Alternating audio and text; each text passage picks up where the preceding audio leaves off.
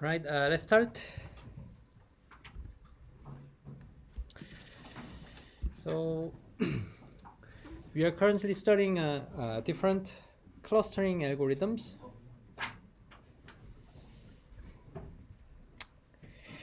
And then the first algorithm that we discuss is k-means, which is a quite basic one.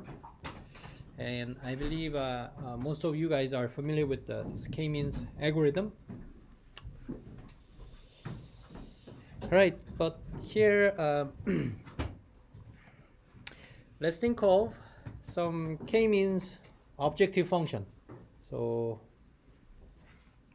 I mean, yeah, let's see. In the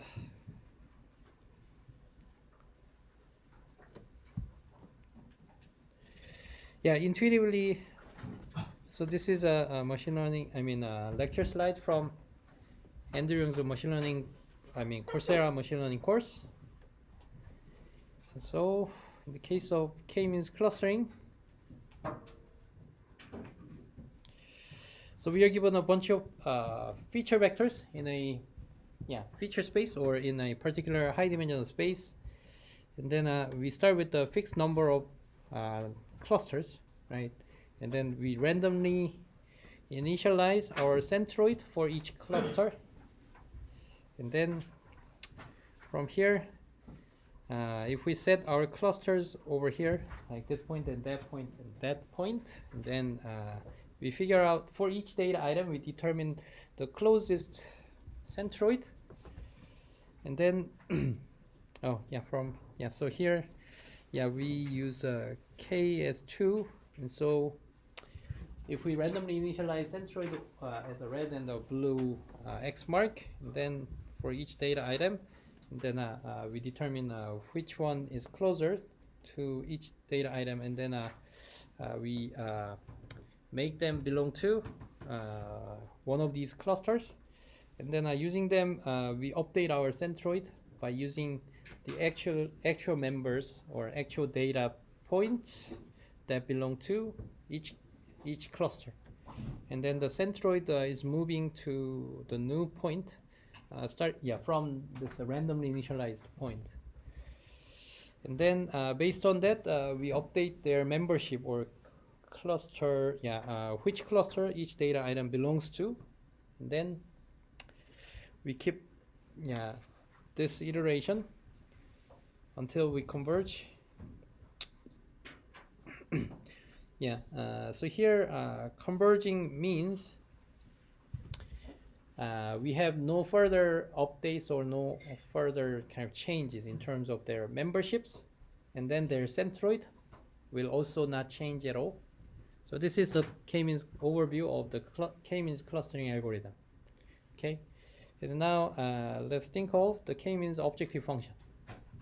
So what will be the k-means objective function, and what particular optimization algorithms we use to perform this k-means algorithm.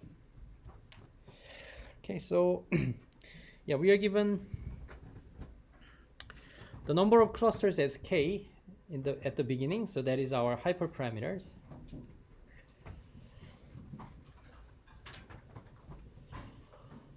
Okay, so let's use the example of the number of clusters being 2, and then we have maybe 5 different points. Okay, and then we have 5 different feature vectors, and then we may have because we have 2 clusters, we have 2 centroid, C1 and C2, as also in the same dimensional feature space, C1 and C2. Okay, and then 1, 2, 3, 4, 5, right? And then suppose our cluster membership is 1, 2, 2, 1, 2. So in this case, that cluster membership as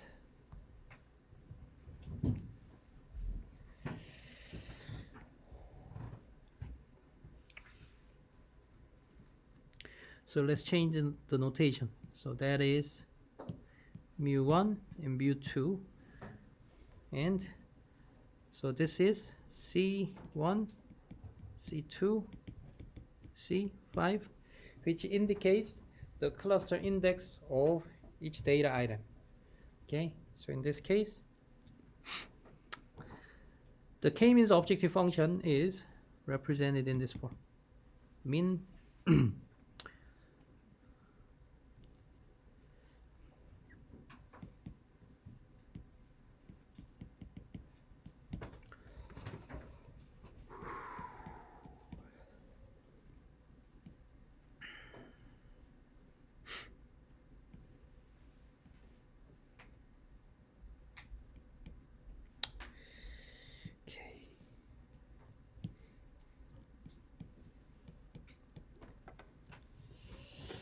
this guy. So for each data item, and then we want to minimize the distance from this point to its corresponding cluster centroid, or at this point mu1 and mu2 are not defined as the center point of each cluster, so we will derive it. But here, suppose mu1 and mu2 are some independent some separate high-dimensional vector that represents that indicates the representative point of each cluster. Okay, so here, so if if this is a current membership of the clusters of each data item, and then it is like, okay, so let's think of the two-dimensional space, and then 1, 2, 3, 4, 5, 6, and so on. And then suppose this guy is maybe 7, 8, 9, 10, and 8, 5, and 2, 4. And in this case, the first data item is 1, 2, and the minus, what is C, mu Ci? So Ci, or C1 is 1, right? So the cluster index of the first data item, right? And so it is, so in this place, we have to put it as mu1, right? So it is like 5, 8, okay? And then we compute the norm, and then the second data item is 3, 4 minus. So the second data item is like, this guy is a mu C2. So what is C2? It is 2, right? So this 2 is the data index, right? And this C2 itself is the cluster index, right? Which is a mu2, right? Okay, so the mu2 is 3, 4. 2, 4. Right? And then 5, 6, which is our third data item, and then it has the cluster index as second one, right? So mu C3 is mu2, so 2 is C3, right? Because C3 is 2, right? And so we subtract 2, 4. Okay, you get the idea, right?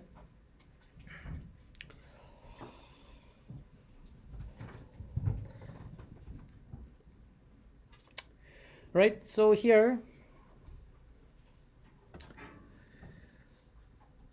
we want to minimize the total sum of squared Euclidean distance between each data item and its corresponding cluster representative point. And here our variable to minimize this function is C1 through C5, indicating our cluster membership. And also this mu1 and mu2 are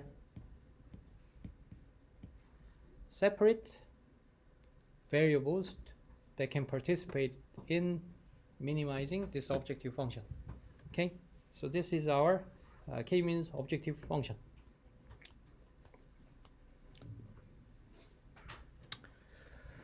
All right, so if C1 through C5 are discrete random variable, right? They are not a continuous one, but mu1 and mu2. So those guys are continuous variable to optimize, right? And then here altogether we have, how many numbers do we have? So these guys have 5 numbers, whether they are 1 or 2, and also we have mu1 and mu2, and each centroid, or each representative point for each cluster contains 2 points, because our feature dimension, input feature dimension is 2 currently, right? So in total we have 9 variables to optimize, to minimize this objective function, right? And so here what is the 2 steps that we perform iteratively in k-means objective function? So the first one is, let's suppose the random initialization of our centroid, and suppose these 2 are the random initialization to start with, okay? And then in the current step, what we optimize is these guys, C1 through C5, right? So here, 8, 5 and 2, 4 are fixed ones, and for each variable, okay, for each data item, we want to update, or we want to optimize C1 through C5. And what is our best strategy? So again, C1 through C5 are discrete random variable that can either be 1 or 2, right? And so it will change which centroid to choose from these 2 that we currently have for each data item, right? And so when optimizing this C1 through C5, for C1, which one will be our choice between 1 and 2 to minimize or reduce this objective function? Of course, between this guy and this guy, for this particular data item, we will choose the shorter one, the closer one, to generate smaller value of this, right? And the second data item, for C2, we can also apply the same strategy, right? So basically, for our discrete random variable that we can choose among 1 or 2, we independently choose each particular integer value corresponding to the cluster membership of each data item, right? So that's what we perform in the first step of assigning cluster membership, right? And then what is the second step of k-means? The second step is to update the centroid based on our cluster membership, right? So that can also be viewed as this optimization process. So in this second step, among the variables to optimize, so again we have 9 different scalar values, 5 of them as a discrete values that can be either 1 or 2, and mu1 and mu2 have 2 different scalar values for each of them, and so we have 4 continuous values in total, right? And so in this case of second step of updating the centroid, we are fixing C1 through C5, okay? And then now let's look at this expression, and then what will be our best strategy of choosing mu1 and mu2, okay? So let me make it let me further simplify it. So let's think of just one-dimensional case. So let's first ignore the second dimension for now, okay? And then suppose, yeah, so for 8 and 2 as the previous centroid, and then I mentioned that we will perform the optimal assignment of determining each discrete variable from C1 through C5, right? And then suppose 1, 2, 2, 1, 2 are the optimal assignment that minimizes that representation or expression. And then, yeah, let's just fix them as just constant, although they are part of our variables to optimize. But in this centroid updating step, we just consider it as a constant, just like computing the partial gradient, where we just treat one variable at a time, and then all the other variables as just a constant, right? So we kind of apply the same strategy, where we just fix them or treat them, or treat these C1 through C5 as just constant or fixed value, and then mu1 and mu2 are our variable, and what will be our best solution.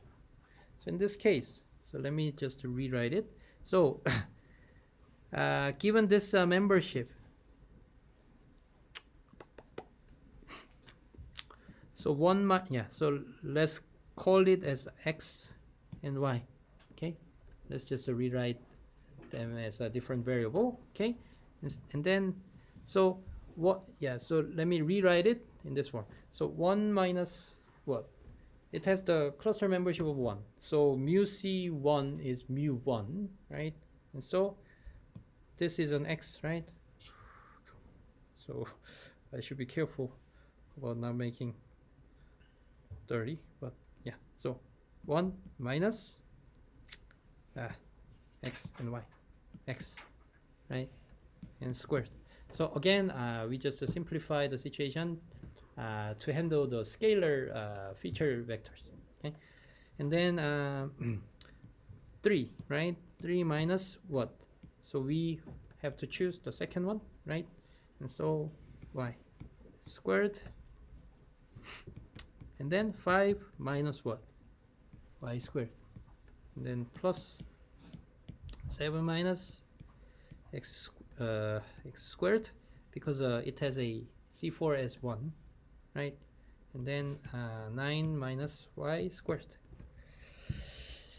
Okay, so this is the this objective function to minimize when considering C1 through C5 as a constant. Does it make sense? Okay, and then what will be our solution of x and y to minimize this representation? Okay, so it is basically the second order polynomial with respect to x. So we just collect x, the terms that contains x. So here we have 2 terms, and for y we have 3 terms. And then if we just rewrite them, and then yeah, and then make it into kind of, yeah, 완전 제곱식이 영어로 뭐죠? Perfect squared expression이요. 완전 제곱식 영어로 뭐지? 하여튼, 네. So yeah, we convert it, or yeah, you can just take the partial derivative and then set it as a 0, and then you can easily get the solution, right? But anyways, here, what will be our solution for x? So x is basically 1 plus 7 divided by 2. And what about y? Y is 3, 5, 9 divided by 3, because we have y squared, and y squared in total. We have 3 times y squared, and thus the optimal solution for x and y can be represented in this form, right? And so this centroid update step is not coming from nowhere. I mean, it basically has this kind of theoretical justification. Okay, so k means objective function, and then minimizing it, and then the optimization process, is basically have this clean proof of how we perform this centroid update. Okay, and then now we updated our centroid for x and y, and then we can do the same thing for the second dimension, because yeah, if you imagine the norm, squared norm of this two-dimensional vectors, and then the first-dimensional vectors, I mean the first dimension and the second vectors, and they will just be represented as a sum of independent terms, right? So we can do the following to determine the second dimensional value for its mu1 and mu2, right? Right. And then what is the next step? So once we update our centroid like this, we update again our cluster membership, right? So here, in this case, we now fix mu1 and mu2, and then update these cluster memberships, right? So at a high level, we are following this process of, so given these whole set of variables, multiple variables that we have in order to minimize our objective function, we fix one part and then optimize for the other set of variables. And then we now fix that part and then we optimize or update the first set of variables. And then we iterate them, right? So that is overall process of this this optimization of this k-means objective function.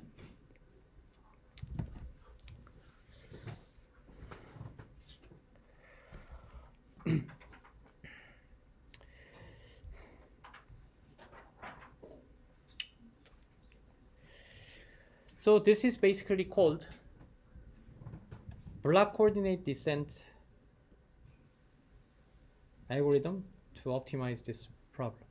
Again, block coordinate descent, or in general, coordinate descent is another optimization technique that we can perform to minimize a multivariate function. So the widely used optimization technique that we already are familiar with is gradient descent, right? So gradient descent, and now we studied about the new term of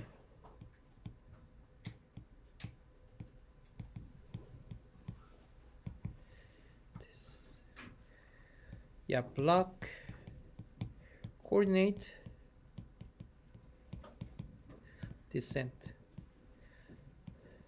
So both of them are optimization algorithm to basically minimize the given objective function. That's why we obtain this descent, and if we want to maximize a given objective function, and then it will be called gradient ascent or block coordinate ascent. But they are quite trivial by just negating the objective function, and then that will make our maximization problem into a minimization problem. Then this coordinate descent, and the main difference between this coordinate descent and the gradient descent is as follows. Okay, so let's think of this new function.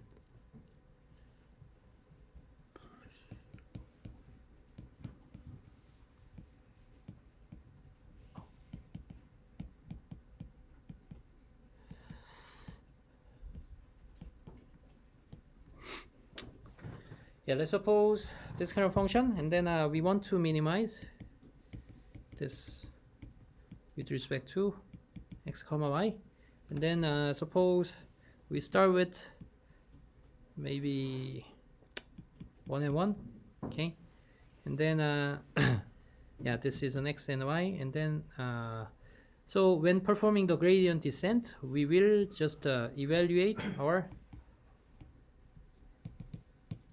partial derivative, right?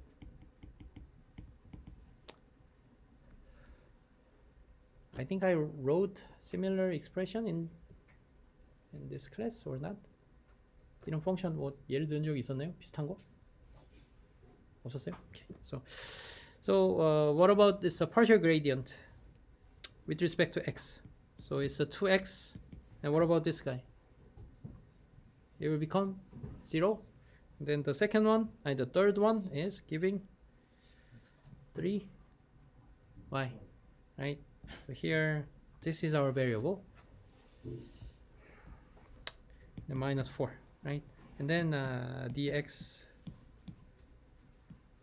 delta x, it is 4y plus 3x plus 7, right? And so here currently we are at the point of 1 comma 1, and then it is giving 1, right?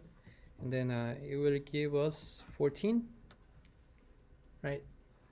And so let's suppose our learning rate is 0.1, and then 1 will be 0.9, which is our new x, and then 1 minus 0.1, right? So this is one step of a gradient descent, okay? And then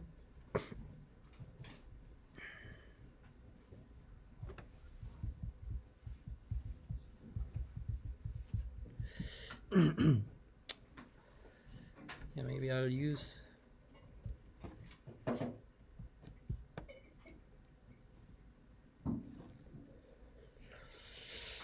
see.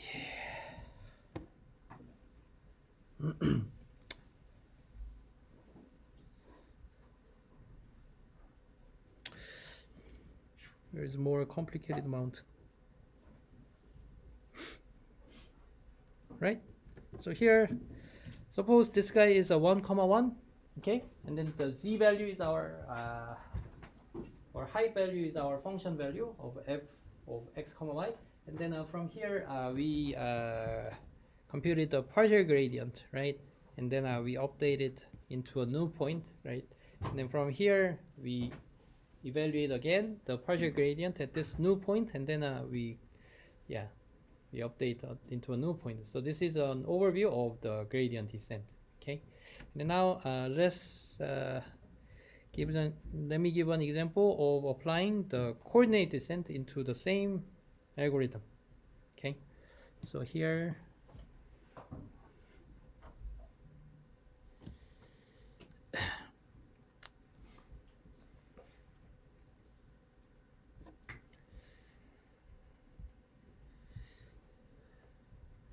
so in the case of coordinate descent, when minimizing it, as I mentioned as we saw in this previous case, we have a set of the entire variables to participate in our optimization.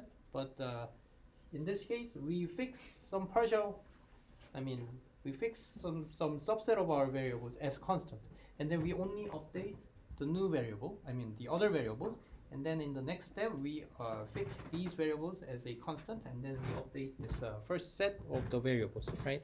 And so here we have two different variables, and when applying the coordinate descent, we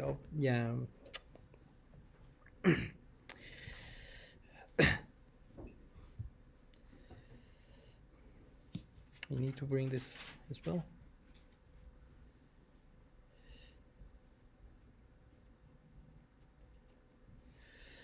Right, let's start with the x, y being 1 comma 1. So in this case,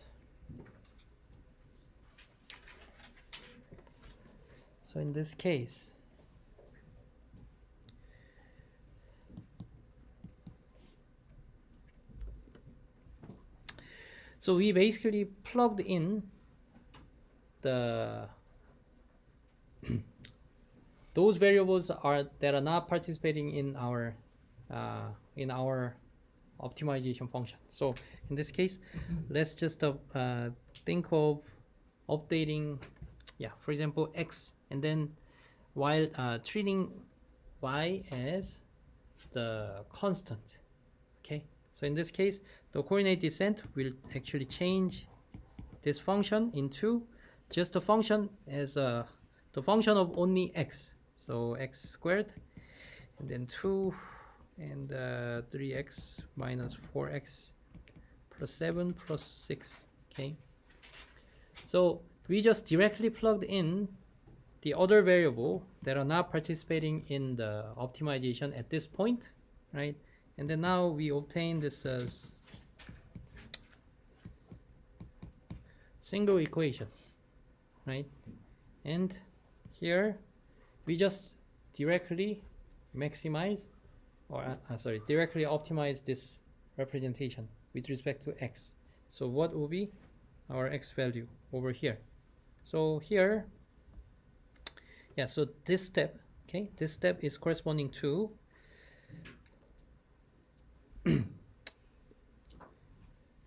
okay, this step is corresponding to fixing mu1 and mu2 and globally optimizing C1 through C5, right? So here we fix the mu1 and mu2, okay, and they are just a constant. They are no longer variables, and then we just found out the global optimal value for C1 through C5, okay, between 1 and 2. So there was no notion of gradient descent, of applying the partial gradient and applying the step size and updating those values with a small bit with respect to our learning rate. So there was no such step, right? When fixing the other part, and then when optimizing these subset of our variables, there was, we just directly found out their global optimal value, right? So that corresponds to, so in this example, we just plugged in y value as a particular value, and then we just obtained the representation of our objective function with respect to only the variable to optimize, and then we found the global optimal of this representation. And what is our global optimal solution? And x is 1/2, right? Right, and so here, given the current parameters or values of our variables to optimize, we updated only x, right? And then what is y? So y is still 1, right? And then what was the next step?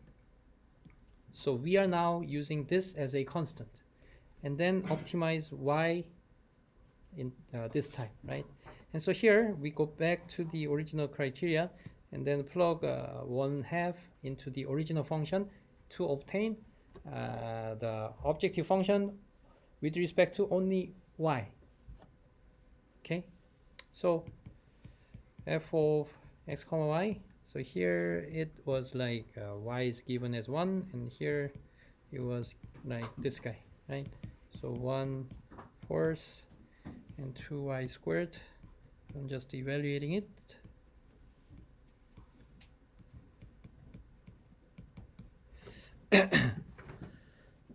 So does it make sense?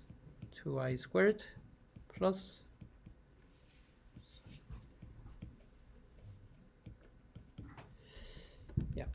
some value. Okay, and then here we update y also as its global optimal. What is that? It is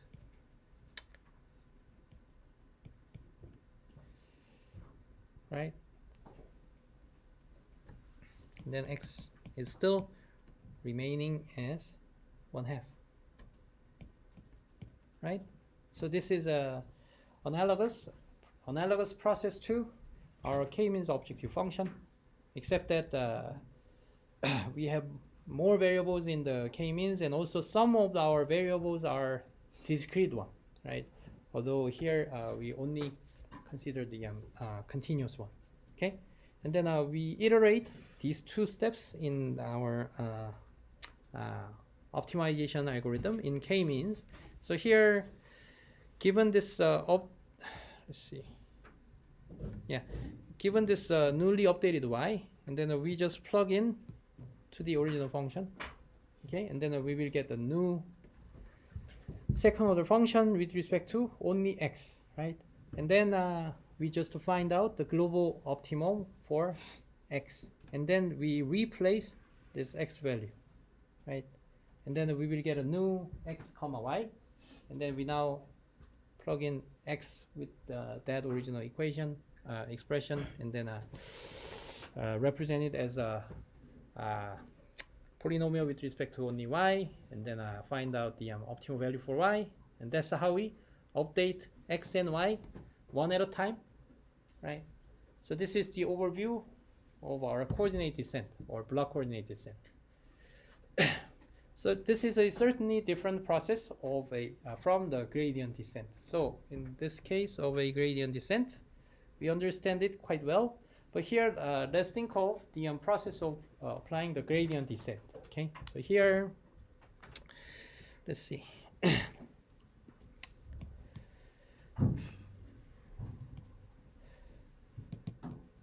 So suppose this is an x and this is an y, and then at first we fixed y, right? And then obtained the function with respect to only x, right? So what is that function in this case? So this is a current point of 1, 1, and then when plugging y as 1, and then obtaining the function of only x, and then that function is actually this guy.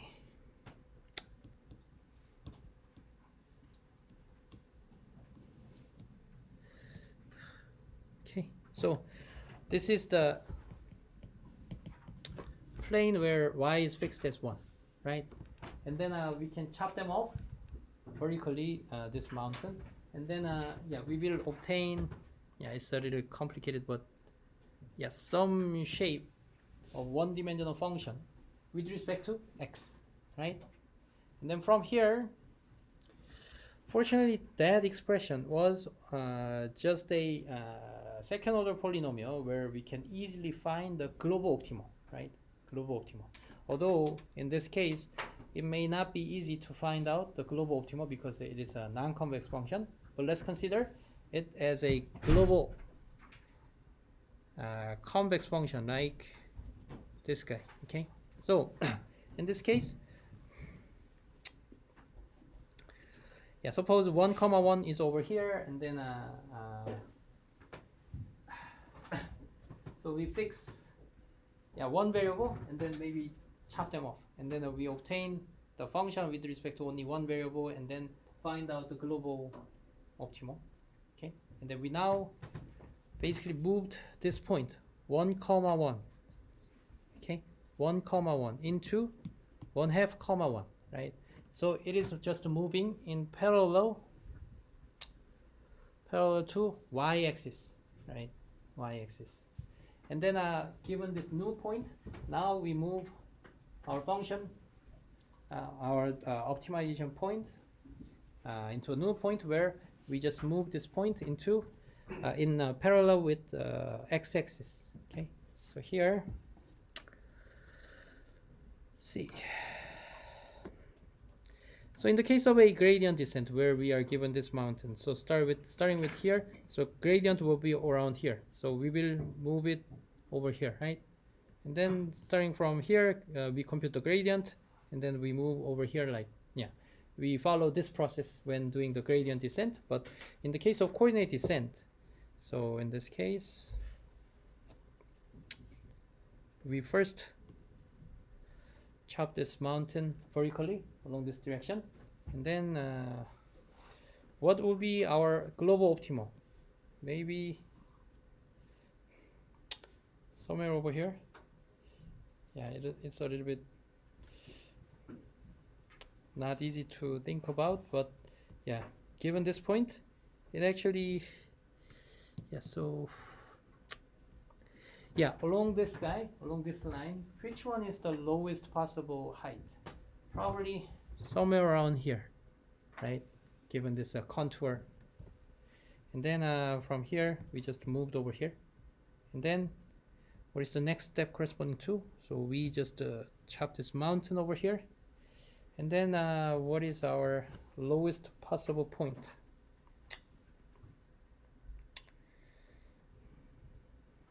And somewhere around, I think somewhere around here, right? So that seems to be the lowest possible point along this vertical line.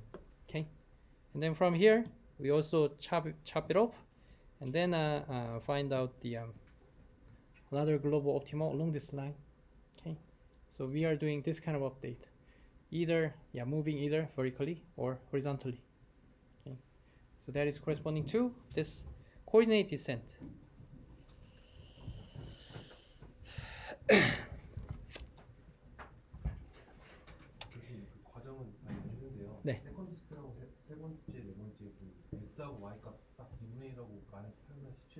네. 어떻게 아 이거요? 네.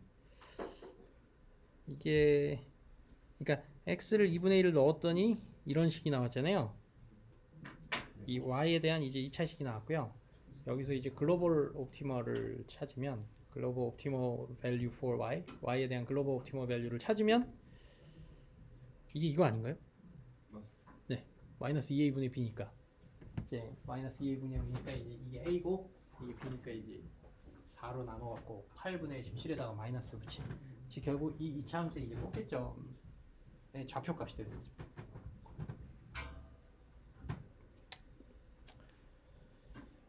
네, 뭐 좀 지루해 보일 수도 있는데 좀 나름 그래도 중요한 건데 이게 그러니까 네 이게 그레디언트 디센트는 우리가 한 번에 모든 베리어블을 다 베리어블로 취급을 해서 업데이트를 해요. 물론 이제 편미분을 한 다음에 그 편미분 식에다가 넣긴 하지만 기본적으로 편미분은 어떻게 구하느냐 이 식에 있는 xy에 있는 애들 모든 애들을 일단은 베리어블로 다 놓고 거기서 이제 편미분을 구한 다음에 그 다음에 그 편미분식 즉 편미분식은 이제 possibly 이제 x와 y 모든 베리어블을 다 포함을 하고 있고 여기다가 이제 우리의 이제 x, y라는 커런트 포인트를 집어넣어서 이제 그 그레이디언트 값을 각각 그 편미분에 해당하는 그레이디언트 값을 그 저기 네 미분 값을 구해서 이제 그걸로 이제 모든 x, y를 한 방에 탁 업데이트를 해주는 거예요. 여기서 봤던 것처럼 1,1이 0.9, 마이너스 0.4로 업데이트를 하는 거죠. 그러니까 뭔가 이동의 그 방향성에 있어서는 우리가 이제 2디멘셔널 인풋 벡터를 멀티 디멘셔널 그 베리어블을 가질 때 그 이제 베리어블이 가지는 그 스페이스 상에서 어떤 arbitrary한 방향으로 그레이디언트가 알려주는 방향으로 쭉쭉 이렇게 이동을 하는 거고요.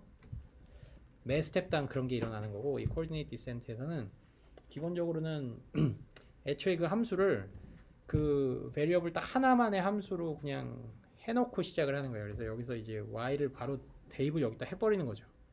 그러면 그냥 x에 대한 식이 나오고 여기는 뭐 y에 대한 편미분이고 뭐고 이런 거 없어요. 그냥 x에 대해서 미분해서 set it as 0 그러니까 이게 이거를 이제 미분을 하면 2x-1이 0이 나오잖아요. 이걸 0을 만족하는 그 글로벌 옵티머를 그냥 바로 찾아가는 거예요. 이거에다가 뭐 저거 대입해갖고 뭐 좀 약간 구차하게 지금 미분해갖고 뭐 조금 약간 뭐 스텝 사이즈 해갖고 이렇게 하는 게 아니라 글로벌 옵티머를 바로 확 가버린다는 거예요. 네, 그 다음에 이걸 또 반복하는 거죠. 이번엔 다른 업데이트 한 거를 여기다 집어넣고 네. 그리고 이게 이제 x, y, z 세 개다. 그러면은 세 개 중에서 뭐 비슷해요. 두 개를 이제 내가 다 현재 포인트에다 두 개를 다 집어넣고 하나에 대한 함수로 만든 다음에 그거에 대해서 글로벌 옵티머를 딱 바로 찾아가는 거죠. 그럼 그 값을 또 대입을 해요. 그러면 x, y, z 중에 x, z를 집어넣어서 이제 y를 또 식으로 만들고 네 그렇게 하는 게 이 코디네이트 디센트 과정이 되는 거예요. 이거 약간 컴팩트 쉐입이 아니면은 확인이 되는 네 그러니까 이게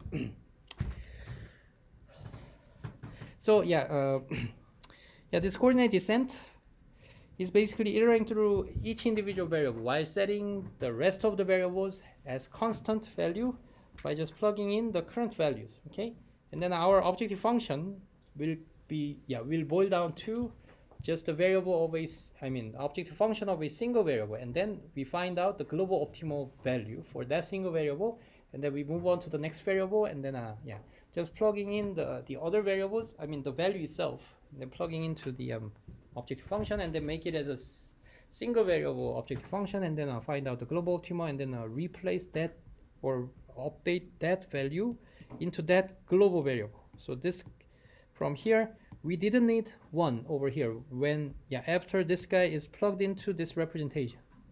We didn't need it any of this previous y value because we always find out the global optimal regardless of the previous y value, right? So this is the overview of this coordinate descent. Okay, but here from the optimization theory, in order to make this coordinate descent can give us the local optimum. Okay, so gradient descent will give us the proper local optimum, right? And also this coordinate descent can give us, it's guaranteed to give us the local optimum while following this process. Okay, but here we need some assumption to that we need. So that assumption is, as we saw here, when when only leaving one variable and while plugging in all the other variables as the current values, okay, that single variable objective function, I mean that single variable objective function should be convex, or we should be able to find the global optimal value for that single variable version of objective function. Okay, at every step, if we guarantee to find global optimal at each step, okay, and then that is the assumption that will lead us to the guarantees of finding the local optimal. Okay.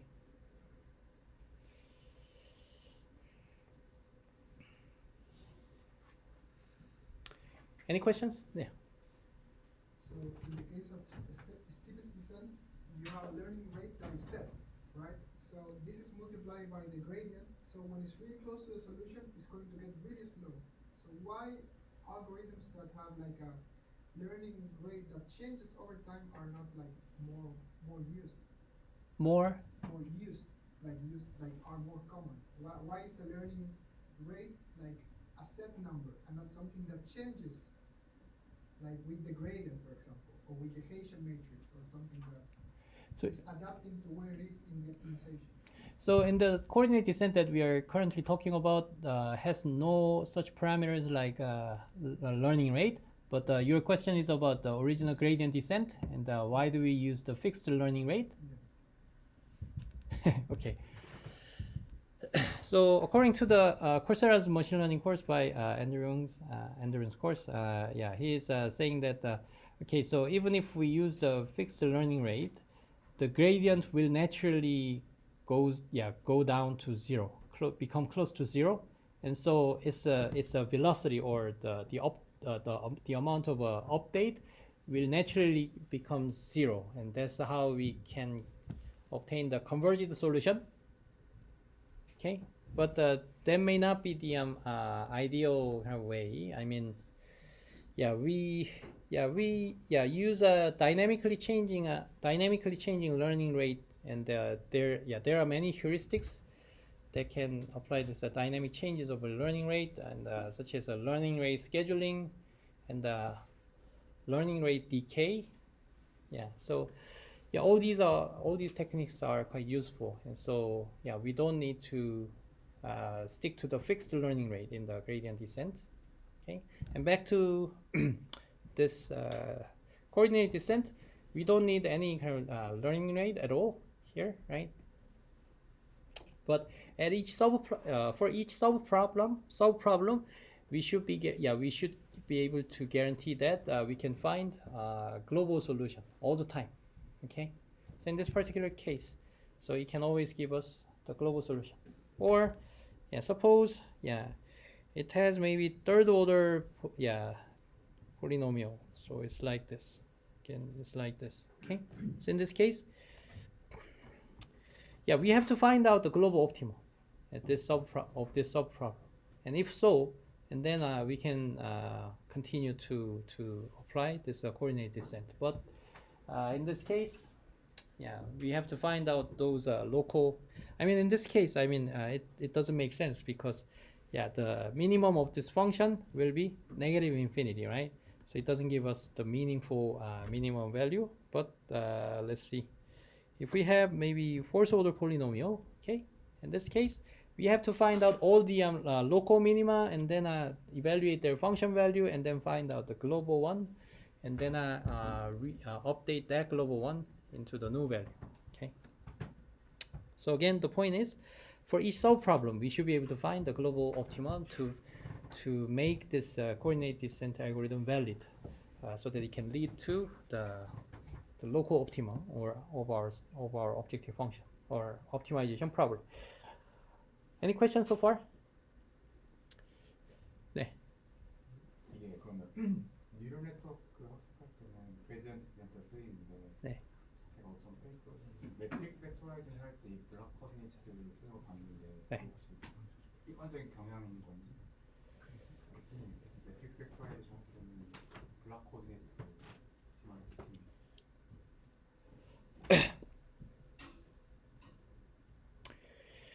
하여튼 두 가지가 있어요. 그러니까 이게 매트릭스 팩토라이제이션은 이게 뭐냐면 일반적으로 이게 뭐 뉴럴넷에서 어떤 컨텍스트에서 나왔는지 모르겠지만 A를 예를 들면 뭐 BC라는 이제 매트릭스를 이제 팩토라이즈를 하고 싶다. 뭐 PCA 같은 경우도 뭐 베이시스 매트릭스와 저쪽 걸 이렇게 구하잖아요. 그럼 이 경우에 이제 B와 C를 찾을 때 여기서 이제 보통은 이제 우리가 오브젝티브 펑션을 어떻게 설정하느냐, 이걸 이제 미니마이즈를 하고, 이건 뭐죠? 여기 뭘 써야 되죠? 2? 이게 벡터인가요? 매트릭스인가요? 스칼라인가요? 네. A가 뭐 이만큼, 또 B가, C가 이만큼. 이건 뭐 당연히 매트릭스죠. 매트릭스의 2놈 혹은 1놈, 이거는 좀 정의가 되어 있긴 한데, 매트릭스 인듀스드 놈이라고 정의가 되어 있긴 하나, 이거는 실제 머신러닝에서는 잘 안 쓰이는 놈이고, 실제로 우리가 엘리먼트 와이즈로 이제 정의가 되는 놈을 쓰기 때문에 이거를 프로비니언스 놈을 쓰죠. 프로비니언스. 그러니까 프로비니언스 놈은 여기가 이제 1, 2, 3, 4다. 이거의 프로비니언스 놈은 1제곱, 2제곱, 3제곱, 4제곱. 네. 이 투놈이 이거는 아닌 거예요. 이건 논문에 우리 학생도 이렇게 썼다가 내가 제대로 알고 써야지. 네. 약간의 혼을 냈는데. 일단 이건 투놈이 아니에요. 매트릭스의 투놈은 애초에 정의가 다르고, 이 지금 정의를 의도하는 거라면 이건 프로비니언스 놈이에요. 그럼 이건 어떻게 되죠?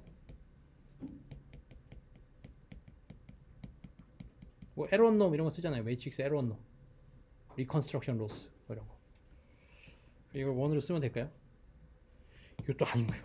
이것도 틀린 거예요. 매트릭스 원놈 원놈대로 따로 정의가 있어요. 그래서 이거는 이제 정확하게는 1,1 놈이라고 불러요. 뭐 이게 뭐 이런 게 있어요. 뭐 m by n 놈이 있어요. 매트릭스에. 그게 이제 엘리먼트 와이즈로, 뭐 컬럼 와이즈로는 뭐 원놈 적용하고, 그 다음에는 뭐 투놈 적용하면 그게 뭐 1,2 놈인가 뭐 2,1 놈인가 뭐 그런 레프레젠테이션. 그 정의는 뭐 다 찾아보면 있으니까. 네. 하여튼 맞게 써야 된다는 거죠, 논문에. 안 그러면 뭔가 좀 거시기하죠. 네. 네.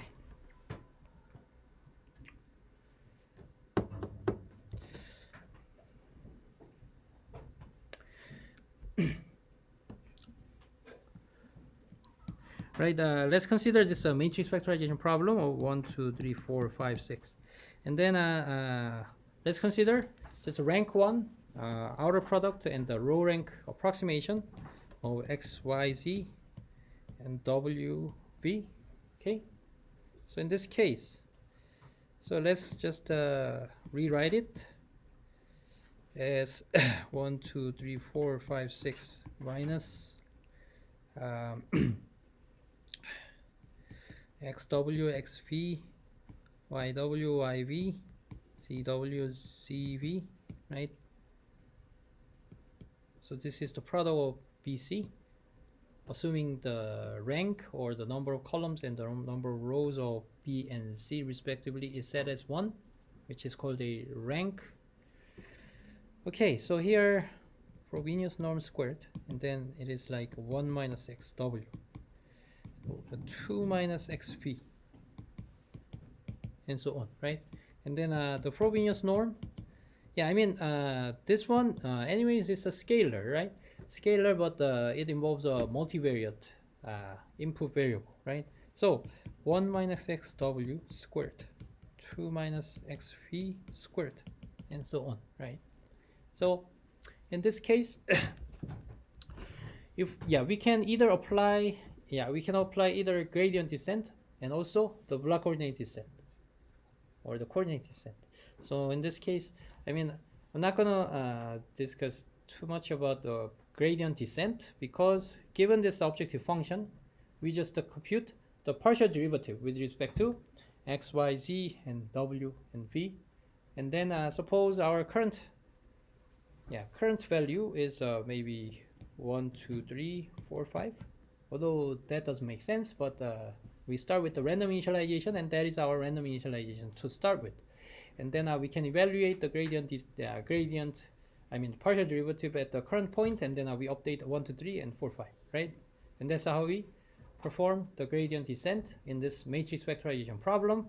And if we just generalize it into a more than one rank of the matrix, so we are given a bunch of large size matrix, and then B and C can have multiple columns and multiple rows, right? And then still we can evaluate their product in this form, and then just take the element-wise subtraction, and then take the square of it, and then the form will not be much different from this, right?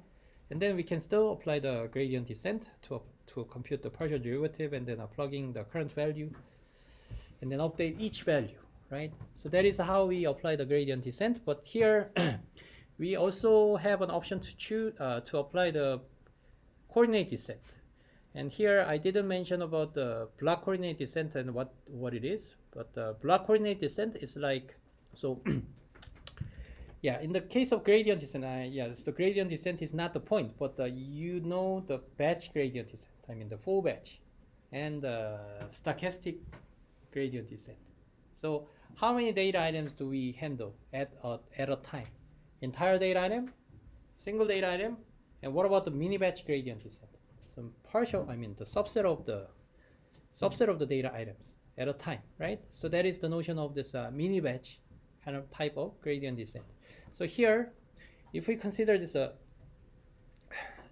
block coordinate descent, the gradient descent and coordinate descent and the gradient descent, and then in the case of gradient descent, we handle all the variables at a time, right? But what about the coordinate descent? We handle one variable at a time, right? And then there should be somewhere in the middle, right? Which considers only a subset of the variables at a time, right? So if we have, so this k-means case is basically the block coordinate descent case, where we have 9 different variables, and we partition the entire set of variables into 2 sets, right? And then we fixed one set of variables and then updated the other variable as their global optimal, okay? And then we set this variable, and then we update the first set of variables as a global optimal, right? So this is called block coordinate descent. So block coordinate descent is similar to mini batch kind of notion. Between the two extremes of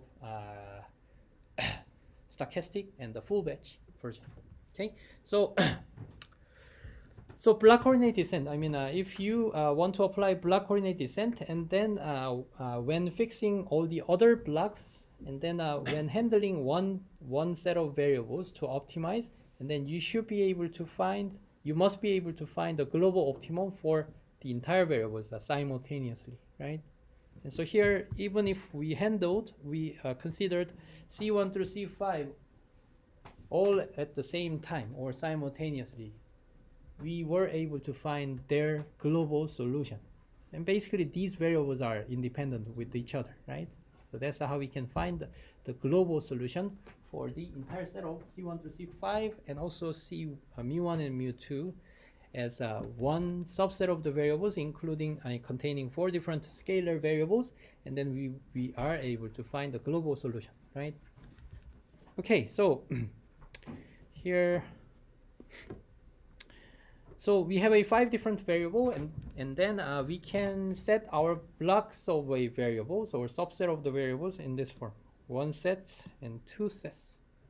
Okay, and then the question is whether we can guarantee that we find the global optimal for each set of variables while fixing the other, right? And so when imagining this form, so let's see. W and V are fixed as 4 and 5 respectively. And then what will be the corresponding form? Okay, so it will be like it's 4 and 5, right? So when plugging this W and V as 4 and 5, and then it's just a simple form of a quadratic kind of polynomial, second order polynomial, right? Where we can easily find the global solution for x, y, and z, right? So in this case, yeah, it naturally satisfies the requirements that each subproblem in the coordinate descent framework, or in general block coordinate descent framework, yeah, each subproblem we can find the global solution, global optimum for the each subproblem, right? And also each subproblem is actually quite easy form, right? Just a second order polynomial and setting the middle point, right? And then we iterate through them, and then that will lead to the local optimum. The final solution of this optimization problem. So that way, in this matrix decomposition form, fixing one part and then solving for the other part is actually turning into really easy problem, and so that's why we just apply this coordinate descent or block coordinate descent. Although we have no problem of applying gradient descent, but it might be a little bit more computationally more intensive. Okay. 답이 됐나요? Any other questions?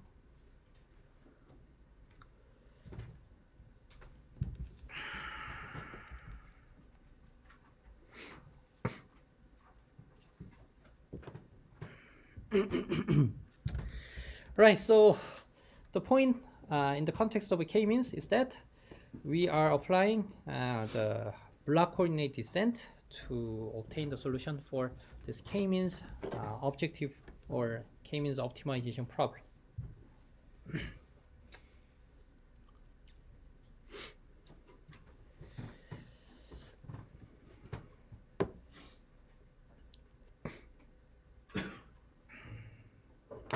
And then let me just let me show some linear algebraic tricks to represent this k-means objective function in a different manner. And this may be a little bit off topic, but here, yeah. So between these two sets of variables, we understand that when updating mu1 and mu2, and then their global solution for that subproblem will be always represented as their mean of our given data belonging to that particular cluster, right? And so in this case, we can just plug in we rewrite mu1 and mu2 as the centroid of the current member point of that cluster. Okay, in that case, how can we represent this mu c I and so on? So how about this? So yeah, we understand this representation in the form of the summation of the squared Euclidean distance, right? And then can we represent it? Can we represent it as a single big matrix where we have X as our feature by data item matrix and minus, for example, mu. Okay, and then of course it is a Frobenius norm squared, right? And then how can we represent this a large or capital mu?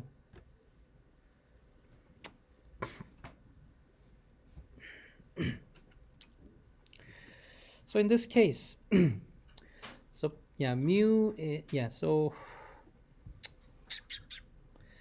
in this case, X is 1, 2, 3, 4, 5, 6, 7, 8, 9, 10. So that is our feature by data item matrix. And then what will be the corresponding mu over here? So currently 1, 2, the first data item has the membership of a cluster 1, and so 8, 5 should be placed over here. And then it is 1, 2, 2, 1, 2 over here. So 8, 5, 2, 4, 2, 4, 2, 2, 4, 8, 5, 2, 4. Right? So this is a new representation in terms of a Frobenius norm of this original k-means objective function, right? So I'm gonna just show you some little cute trick of representing it as a kind of single matrix form, right? And then now let's consider this as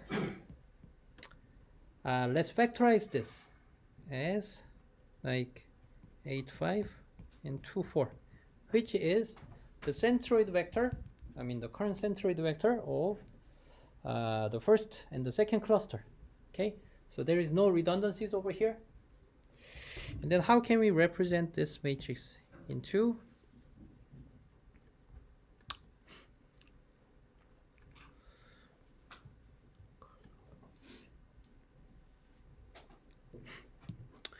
we need to represent it as a product multiplied over here.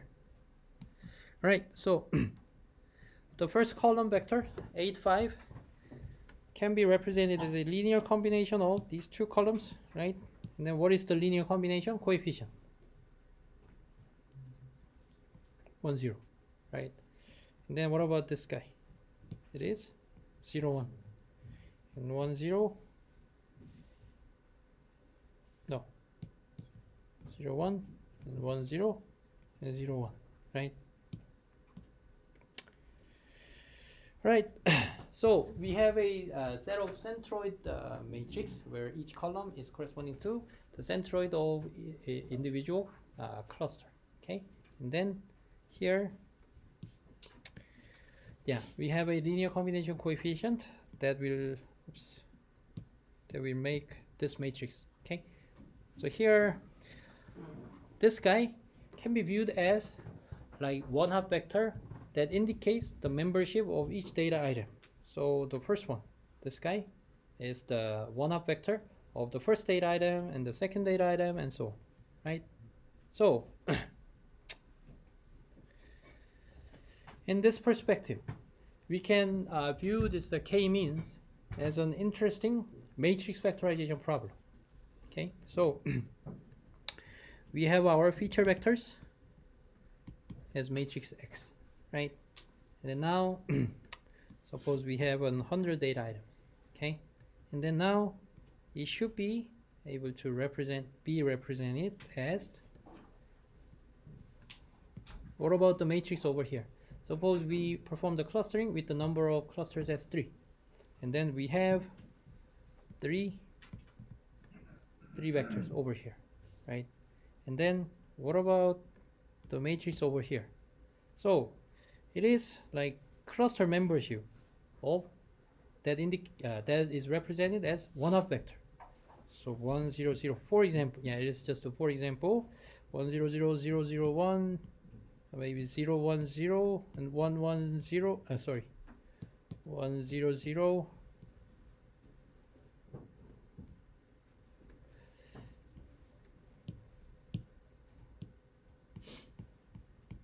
and so on, right?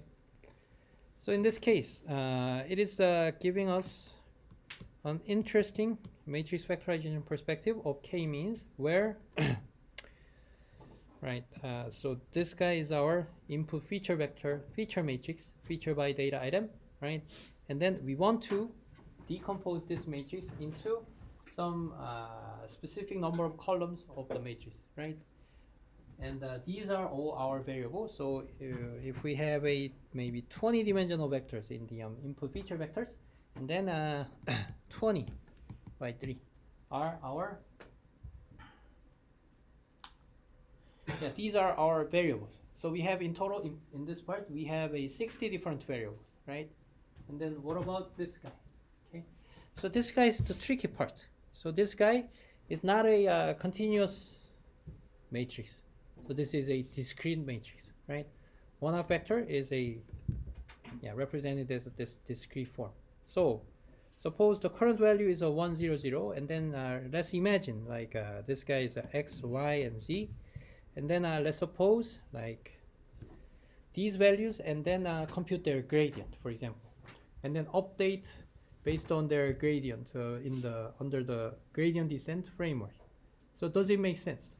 it is not, because it violates the constraints that here each of them is discrete variable, whether that can be either 0 or 1. There is no value in between, right? And also for each column we only allow exactly one, right? So that's the meaning of a one-up vector, right? So we have this kind of interesting constraint in this matrix factorization problem. So it is not a typical matrix factorization where these two matrices are just continuous, composed of continuous variables, right? So k-means can be viewed as this interesting matrix factorization problem.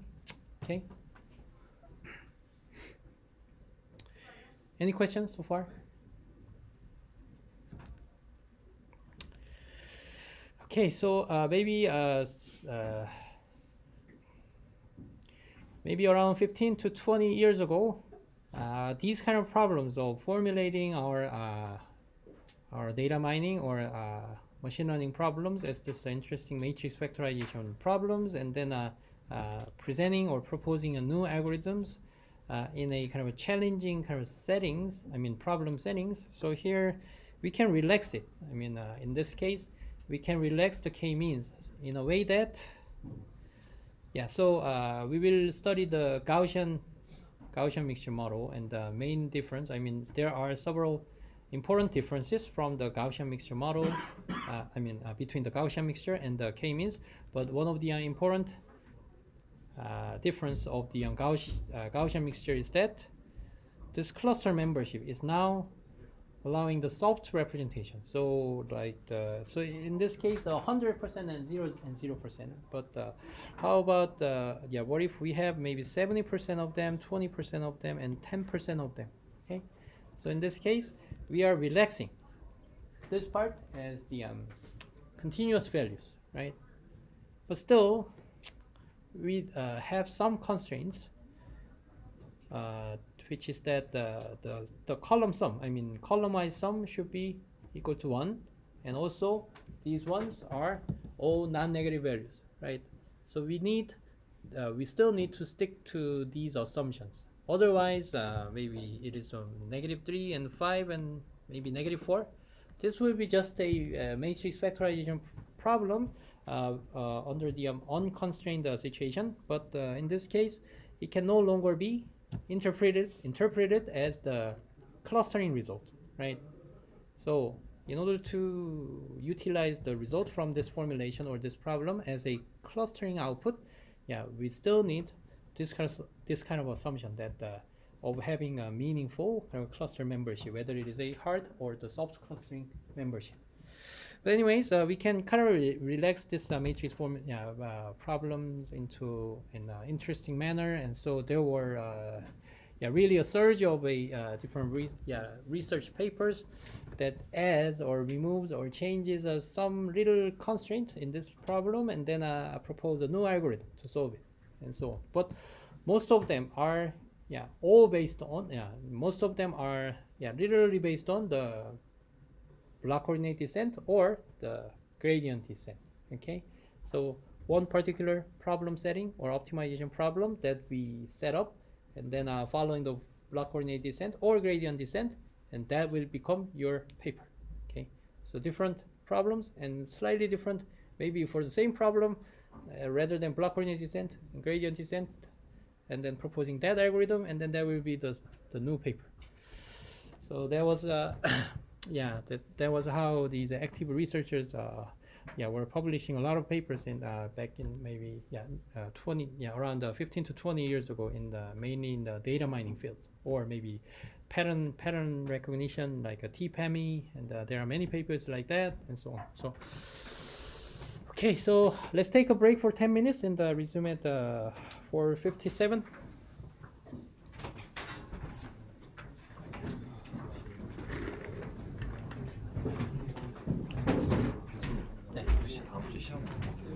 네, 시험 보죠. 네. 범위나 이런 거 혹시 있다고 해주시죠? 네, 범위는 그냥 뭐 수업 시간에 배운 건데요. 네.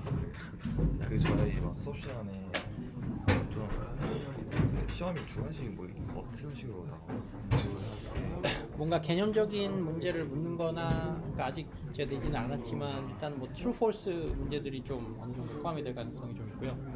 그다음에 뭐 저런 어떤 특정한 어떤 예제에서 뭐 예를 들면 저희가 베이스 클래시파이어 같은 것들 많이 또 이제 다뤘기 때문에 그런 경우 이제 어떻게 그 베이스 클래시파이어를 유도를 하는지 어떤 특정한 프로블럼에서 뭐 그런 것들 나올 수 있을 것 같고. 네, 오늘 뭐 배운 것도 당연히 범위에 들어가고. 네. 교수님 여기 이 데이터 셋은 네. 이거의 데이터는 디스크리트라고 하는 게 맞나요? 저는 카테고리컬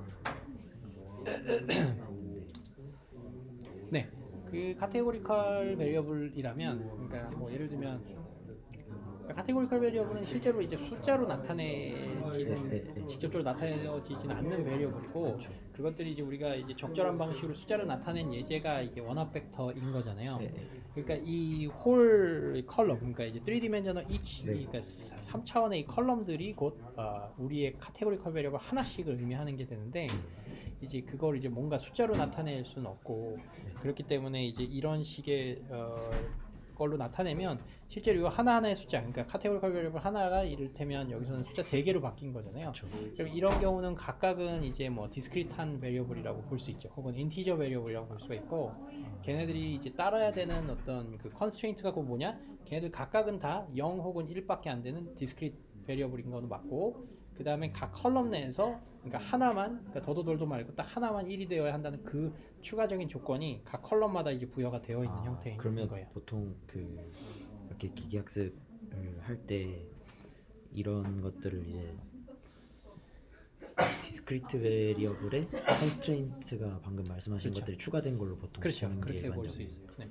아, 네. 어쨌건 뭐 그게 무슨 프로블럼에서 왔든지 간에 어찌됐건 우리한테는 뭔가 숫자로 주어지는 형태의 오브젝티브 펑션이라든가 옵티마이제이션 프로블럼이 주어져야 되는 거잖아요. 그렇죠. 네. 그럼 그 옵티마이제이션 프로블럼 결국은 뭐에서 왔든지 간에 뭔가 하여튼 우리의 숫자, 그리고 그 숫자들이 가질 수 있는 가능한 걸 뭐 feasible set이라고도 표현을 하는데, 뭐 그런 feasible set과 이제 그 어떤 추가적인 constraint, 만족해야 되는 constraint가 뭔지 뭐 이런 식으로 일단 나타낼 수가 있는. 그러면 이게 디스크리트이기 때문에 이제 네. 그라디언트 디센트 그게 안 되는 방식을 거예요. 쓸 수 없다는. 네, 맞아요. 저는 약간 하드 스레시홀딩이 된 데이터라고 생각을 해보면 네, 뭐 70, 20, 네, 10이면 이제 이제 1, 0, 0 0으로 가게 뭐 그렇게 할 수도 있는데, 그렇게 네. 생각할 때는 이제 그렇게 하는 보통 디스크리트라고 하지는 네, 않았던 것 같아요. 그런 식의 릴렉세이션도 많이 해요. 그러니까 아까 얘기했던 것처럼 이제 이런 식의 연구에서 또 이제 좋은 예제 중에 하나가 지금 이야기한 것과 관련해서 이거를 그냥 다 컨티뉴어스로 풀어주는 거예요. 일단은 그러면 그레디언트 디센트를 한 다음에 얘네들이 뭔가 argmax를 취해서 이제 100 010으로 바꿔주는 거예요. 그러면 한 번에 그 업데이팅 할 때는 이게 우리의 그 컨스트레인트를 바이올레이트를 하잖아요.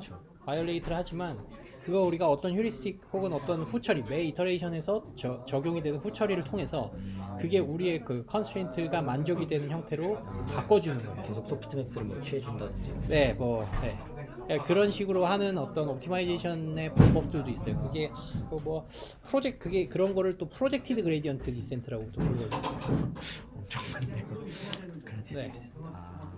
일단, 프로젝션이라는 말은 이제 우리의 feasible set이 그 constraint를 만족하는 어떤 input variable의 집합을 의미하는 것이고, 우리가 한번 업데이트를 할 때 이게 이제 우리 feasible set 바깥으로 삐져나온 거니까 그걸 이제 가능한 한 가장 가까운 이제 feasible set의 포인트로 approximate를 해주는 과정.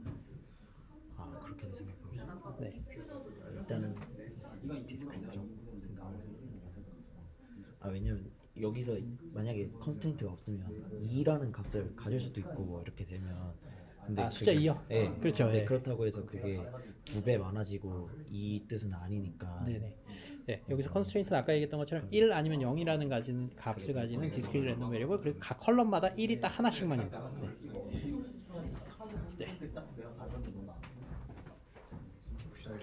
딴 질문이긴 네네. 한데 컴프에서 하려고 생각했던 건데 이게 이제 텍스트를 스타일 트랜스퍼 하고 싶은 테스트를 하고 싶은데 이제 여기서 기본적으로 텍스트 스타일 트랜스퍼 대부분 디센탱글먼트를 하거든요. 네, 네. 대부분 논문에서 컨텐츠랑 네, 네. 스타일 인디펜던트 네, 네, 네. 컨텐츠랑 스타일 네. 인디펜던트를 하는데 네. 이제 여기서 그러면 이제 이 포지티브를 복원시켰을 때 Z랑 그 네게티브로 바꾸고 그걸 다시 인코딩 태웠을 때 이 네. Z 벡터가 둘 다 컨텐츠를 네. 해야 되고 둘 다 같은 정보를 갖고 있어야 되잖아요. 컨텐츠라는. 그럼 사실 여기서 좀 파생해서 네. 이렇게 생각을 해봤는데 이게 네. 타당한 생각인지 궁금해요. 혹시 이게 좀 끊어질까봐. 네, 죄송합니다. 아니에요, 괜찮아요. 그래서 그러면 이 포지티브 센텐스에서 들어간 Z랑 네. 근데 이거는 뭐 네네. 컨브 같은 건 아니고 이건 뭐 LSTM이나 뭐 네네네. 저기 셀프 어텐션 기반의 뭐 인코더라는 거죠? 네네 텍스트니까 시퀀스 인코더. RNN이라 네네. 생각하시면 되고 네.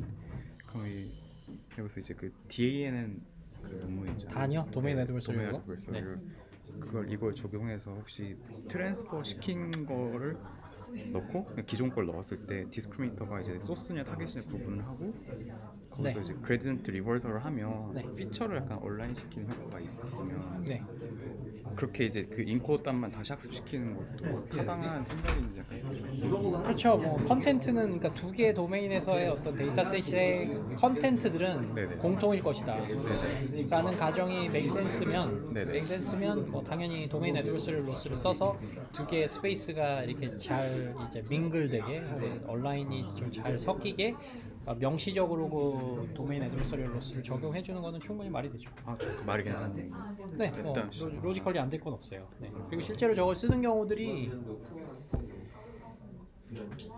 그 저쪽 그 언페어드 머신 트랜슬레이션, 언슈퍼바이즈드 머신 트랜슬레이션에서도 저런 걸 쓰는 경우가 있어요. 그러니까 두 랭귀지 간에 이제 페어와 이제 코레스폰던스가 없는 그러니까 네네네. 랭귀지 그러니까 영어랑 한글 문장에 이제 트랜슬레이션 페어가 없는 경우에 영어 100문장, 한글 100문장 있을 때 이것들을 여기서 이제 스타일이랑 뭔가 이거는 없긴 한데 네네. 이것에 대해서 어떤 컨텐츠라는 정보는 실제로 거의 겹칠 것이다. 네, 그렇기 때문에 단을 사용해서 그 비슷한 로스를 거. 써요. 예. 물론 저 단이라는 로스 자체도 또 약간은 여러 버전이 좀 네네네. 있어요. 뭐 그렇긴 한데 네. 기본적으로 네. 감사합니다. 지금 하고 있는 엔트리까지 제한을 초안을 여기까지 하게 되는데 그걸 한 2-3시간만 이제 더 작성하면 다 할 것 같긴 한데 산전에다가 일단 예산만 먼저 작성해가지고 네. 요청을 했는데 아직까지 답장이 안 오고 있어가지고 그럼 전화를 그럼 바로 좀 하면 좋을 것 같고요. 일단은 예산은 나나 아니면 또 검토를 해줄 수 있을 테니까 경필 학생이나 그리고 우리가 이전에 제가 작성했던 게 있어서 대충은 이제 그 가이드라인 혹은 룰을 우리가 알고 있으니까요. 일단 그 작성한 거를 나나 일단은 경필 학생한테 알려주면 될 것 같고 다만 이제 그쪽에서 이제 직임 받는 거 있잖아요. 뭐 그런 것들이 하여튼 조금 시간이 약간 걸릴 수 있으니까 뭐좀 직임만 먼저 좀 찍어달라. 그게 뭐 그쪽에서 내부 결제를 하고 이제 거기까지 가야 되는 그게 좀 시간이 걸리는 거거든요. 이제 그렇고 이메일이 다 연락이 없다? 바로 전화를 하세요. 네. 안 그래도 오늘 좀 직접 찾아봤었는데 거기서 일단 메일 보내달라고 하고 거기서 예산이 일단 자기네가 확인이 돼야지 보내준다 해가지고 네, 그러면은 뭐 일단은 오늘 중에 그러면 그거 나나 한번 내가 저기 경필학생이나 나도 한번 검토를 해볼 수 있을 거예요. 네. 그래서 이따 뭐 밤에라도 한 다음에 내일 오전에 그러면은 뭐 좀 처리를 빨리 해달라고만 이야기를 해두고 그렇게 그리고 제 제안서 일단은 방향을 저희가 간을 이용해서 이렇게 세그멘테이션 이미지 생성을 하는 게 맞나요? 근데 그게 세그멘테이션이 걔는 이게 세그멘테이션 맵이 있을 때 리얼 이미지를 생성하는 거를 우리가 겐으로 하지 시멘틱 세그멘테이션은 이거를 겐으로 뭐 하진 않고 그냥 그건 티피컬이 그냥 프리딕션 태스크거든요. 픽셀 와이즈 프리딕션 태스크잖아요. 근데 사실 뭐 겐 로스를 못 쓸 이유는 없어요 사실. 그래서 그거를 생각해보니까 그 성아님이 저기 비슷한 어떤 연구를 이야기를 해줬거든요. 토요일에. 그러니까 세그멘테이션을 쓸 때 세그멘테이션 태스크를 할 때 get loss를 쓰는 방법. 그거 저도 논문 찾아봤는데요. 아 그래요? 그게 예. 약간 아니 아니 그게 관련된 논문을 저기 성아님이 찾아둔 게 있어요 또. 네. 근데 그건 또 다름이 아니라 그 세그멘테이션 맵이 나왔을 때 그거 우리는 픽셀 와이즈로 인디펜던트하게 로스를 소프트맥스로 매기잖아요. 네. 근데 그거를 그냥 이쪽 디스크리미네이터한테 넣어서 이게 리얼리스틱한 세그멘테이션 맵일 것 같은지를 물어보는 거예요. 그래서 그런 식으로 이제 디스크리미네이터를 좀 두어서 이제 추가적인 어떤 로스 펑션을 이 디스크리미네이터에 의해서 이제 조금 뭔가 만들어지도록 로스 펑션 자체도 이제 디스크리미네이터 자체적으로 뭔가 설정을 하도록 뭐 그런 식의 어프로치가 있는데 그런 것들 좀 넣어도 괜찮을 것 같은데요. 제 생각에. 네. 그래서 약간 좀 그런 식으로 해가지고 이런 걸 작성하긴 했는데 그래서 뭐 잘했어요. 이게 그러니까 되게 좀 하이테크의 뭔가 그런 챌린징한 그런 성격의 그런 성격을 요구하는 것은 아니라서 그냥 평이한 내용으로만 작성을 하면 돼요. 사실 너무 막 좀 내용 자체가 좀 어려워야 되거나 아니면 뭐 새로운 걸 막 많이 만들어야 된다 그렇게까지 생각할 건 없어요. 그럼 제가 좀 잘못 잡은 것 같은데요. 또 너무 챌린징하게 잡아도 그것도 다 해내야 되거든요. 채블 시간에. 그것도 약간 피곤하니까 제가 좀 평이하게 하세요. 그 하고자 하는 일을. 학스데이터의 어떤 그런 클래스의 오브젝트도 이렇게 세그멘테이션 잘 할 수 있게 목표로 하고 있다지. 그러니까 그게 막 하여튼 뭐 좀 괜히 질렀다가 뭐 시작하자마자 한 뭐 몇 개월 내에 그것도 뭐 이렇게 해야 되거든요. 그러니까 그게 좀 그쪽에서도 그렇고 현실적으로는 좀 굉장히 좀 우리 입장에서 그러니까 걔네 전문가인 우리 입장에서는 굉장히 좀 이지 태스크들을 그쪽에서 일단은 좀 1차 년도에는 바라고 있기 때문에 그렇게 너무 전문적으로 너무 빡시게 안 들어가도 돼요. 좀 수정을 네.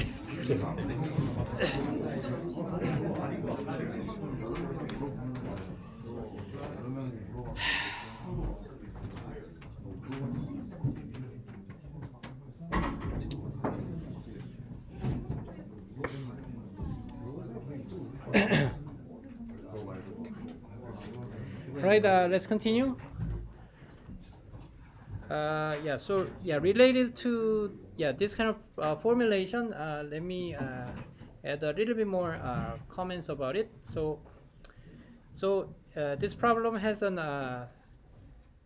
non-trivial constraints that each value of these should be discrete variable being either 0 or 1, and for each column it should have only one, right? And that is a quite non-trivial constraint to satisfy or follow, right? So one potential algorithm that you can think of is called a projected gradient descent. So I'm not an expert in that area. I mean that belongs to the whole big area of optimization theory, including convex optimization and so on. And let me give a kind of main kind of idea or overview at a high level of that projected gradient descent. So here, if we just set it as our kind of continuous version of the variables, okay, and then it basically violates our constraint that they should be discrete of being 0 or 1, and for each column should have only one, right?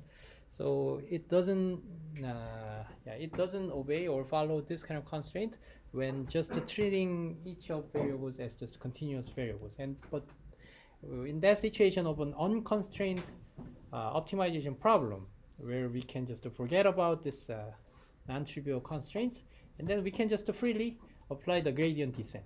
Okay, and then starting from 1, 0, 0 and 0, 0, 1 and so on, and then suppose this guy is updated as 1.3 and maybe negative 0.4 and 0.2.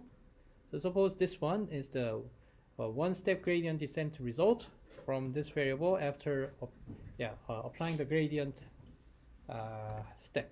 Okay, and then in this case, this variable, I mean, there is the notion of the feasible set. So feasible set is the entire possible set of the variables that that satisfies all the given constraint in our constraint optimization problem. So obviously 100 is an element in our feasible set, but this guy is not belonging to our feasible set, right? Again, this guy, because that 100 is satisfying all the constraints, and so it is called an element in the feasible set. Okay, so feasible set is basically a set of all the possible variables obeying or satisfying the given constraint. Okay, so when doing the gradient descent, and then we now get this guy outside of our feasible set, right? So pictorially, suppose we have, we have many more variables, right? But we just consider these 3 variables at this moment, okay? Just to simplify the situation. Okay, then the 3-dimensional set in here, what is the feasible set over here? So these 3 points, right? So these are our feasible set, right? But in general, feasible set can be represented as some region in our variable space, right? Variables vector space. And then suppose we started from over here, so that is like a 100 as a valid element inside of our feasible set. And then now we updated these values by using the gradient descent, and then we updated this point over here. Okay, so that is clearly outside of our feasible set. Okay, and then we can apply the post-processing or projecting or moving this guy back to the feasible set. And then what will be our kind of reasonable strategy to map or to change it get it back to our feasible set?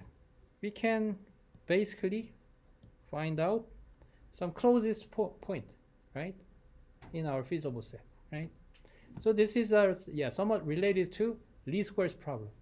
So B is outside of the column space of an column space of an A, right? And then we have to think of its closest point as an approximation, right? That is still inside of our possible solution set or the column space of an A, right? So it is quite similar. In that sense, we can call it as projection to find out the closest possible point into the feasible set, right? So this guy, somehow, we have an well-defined this projection step of finding out the closest possible point in some sense, which is inside of our feasible set. Okay, and then from here, we can still do the next step of a gradient descent, and that gradient descent is giving this new point.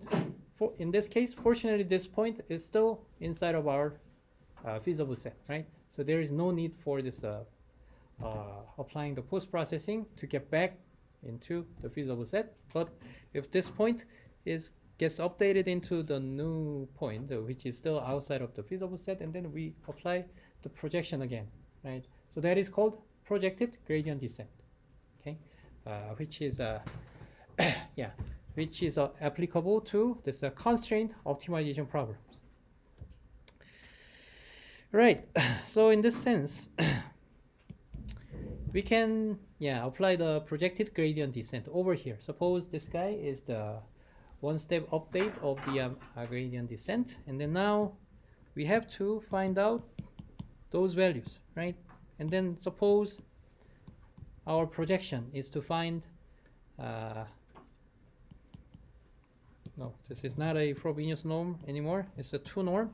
So how about the the solution for this small optimization problem that best approximates this this vector is which is currently outside of our feasible set, and this guy is some vector in our feasible set. And then our possibility will be 100 and 010 and 001, right? So which one is the best solution to minimize this guy? Of course, 100, right? And so that can be viewed as this projection step and its result. Okay, so previously if we obtain this and then we choose argmax stuff, and then that is still kind of a heuristic, but this guy, yeah, this kind of, yeah, this strategy or technique can still be viewed as a kind of valid projection based on a clearly defined criteria, right? Right, so that is called a projected gradient descent. So it can be applied in a many different forms, in diverse forms of a constraint optimization problems. Any questions so far? Right.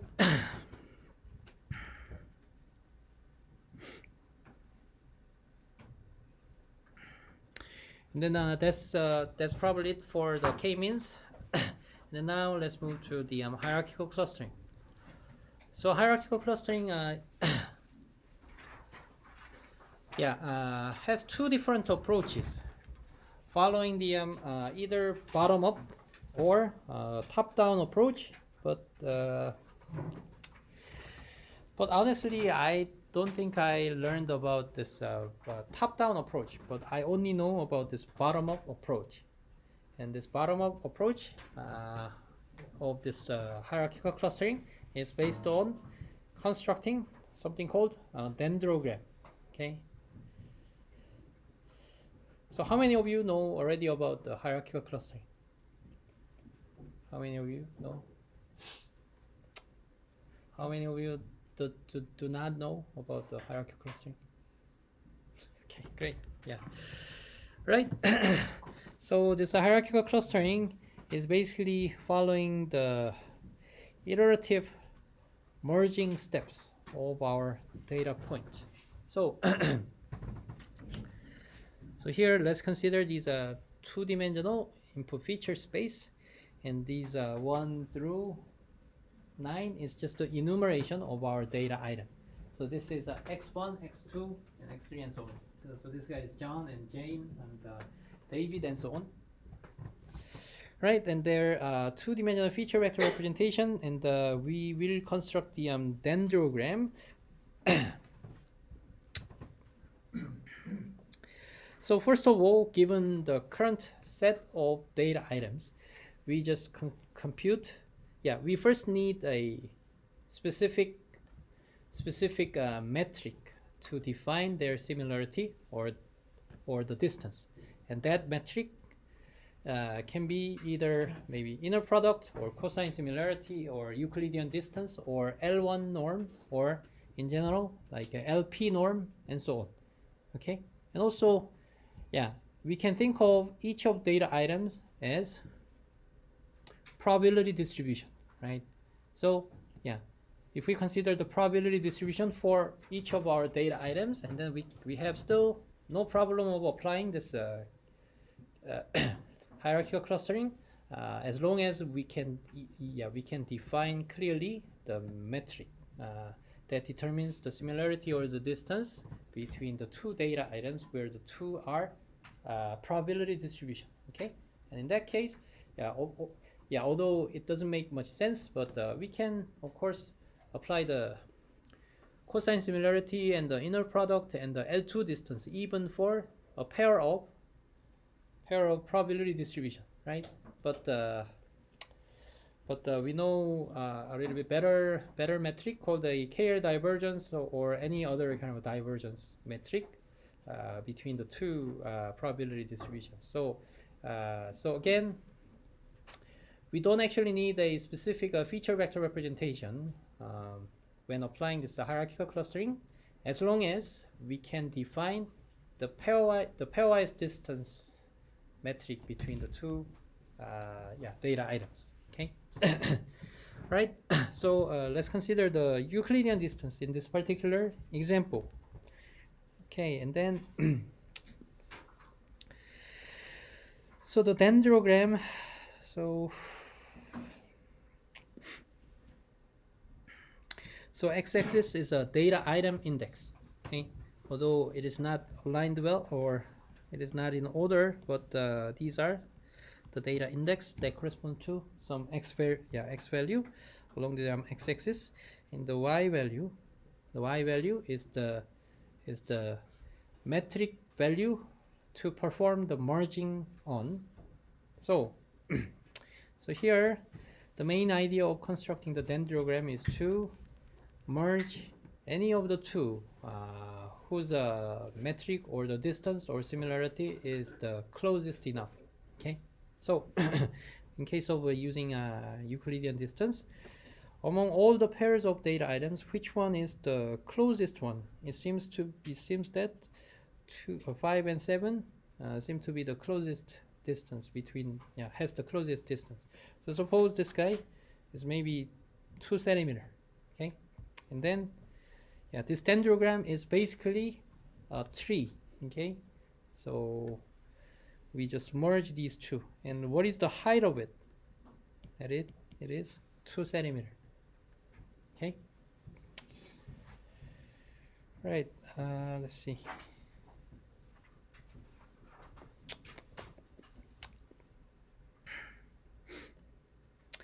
All right, and then in the next step, we consider these two merged one as a single point. Okay, so out of 9 points, we merged 2 of them. Okay, and then we treat them as a single point, and thus we have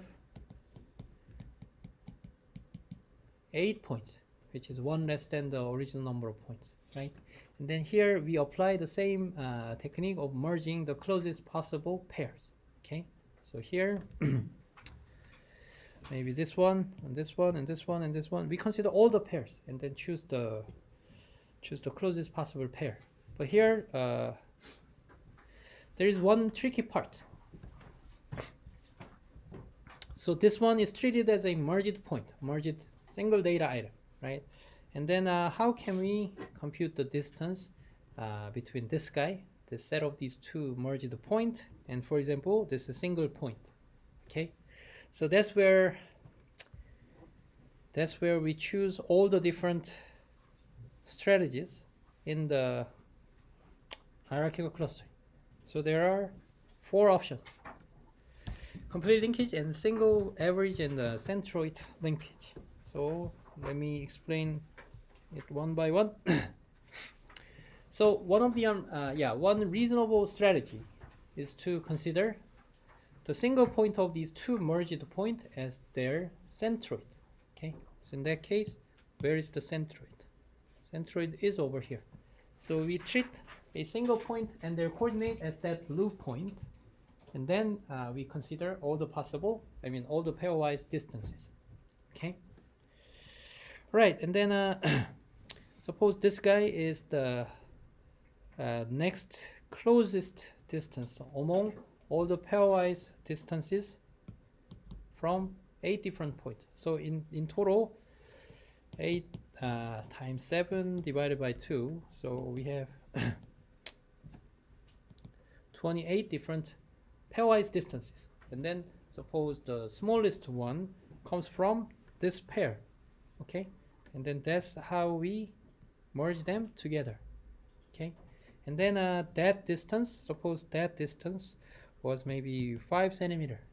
And then, how we extend this branch vertically, that corresponds to this height is set as 5 centimeter.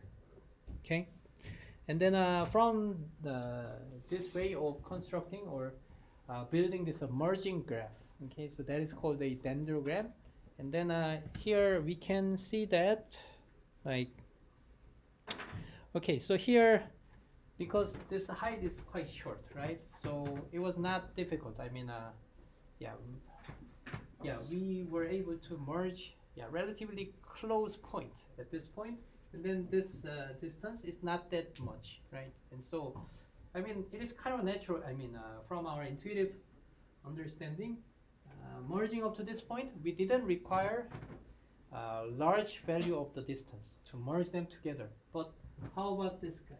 So in order to merge this 2 and this point, this distance is an additional kind of distance, which is the smallest smallest distance at that point in the third step, right? So that's how we kind of obtain this kind of dendrogram.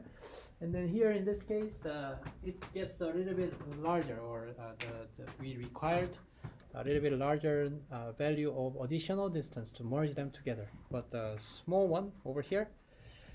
And then oops, yeah,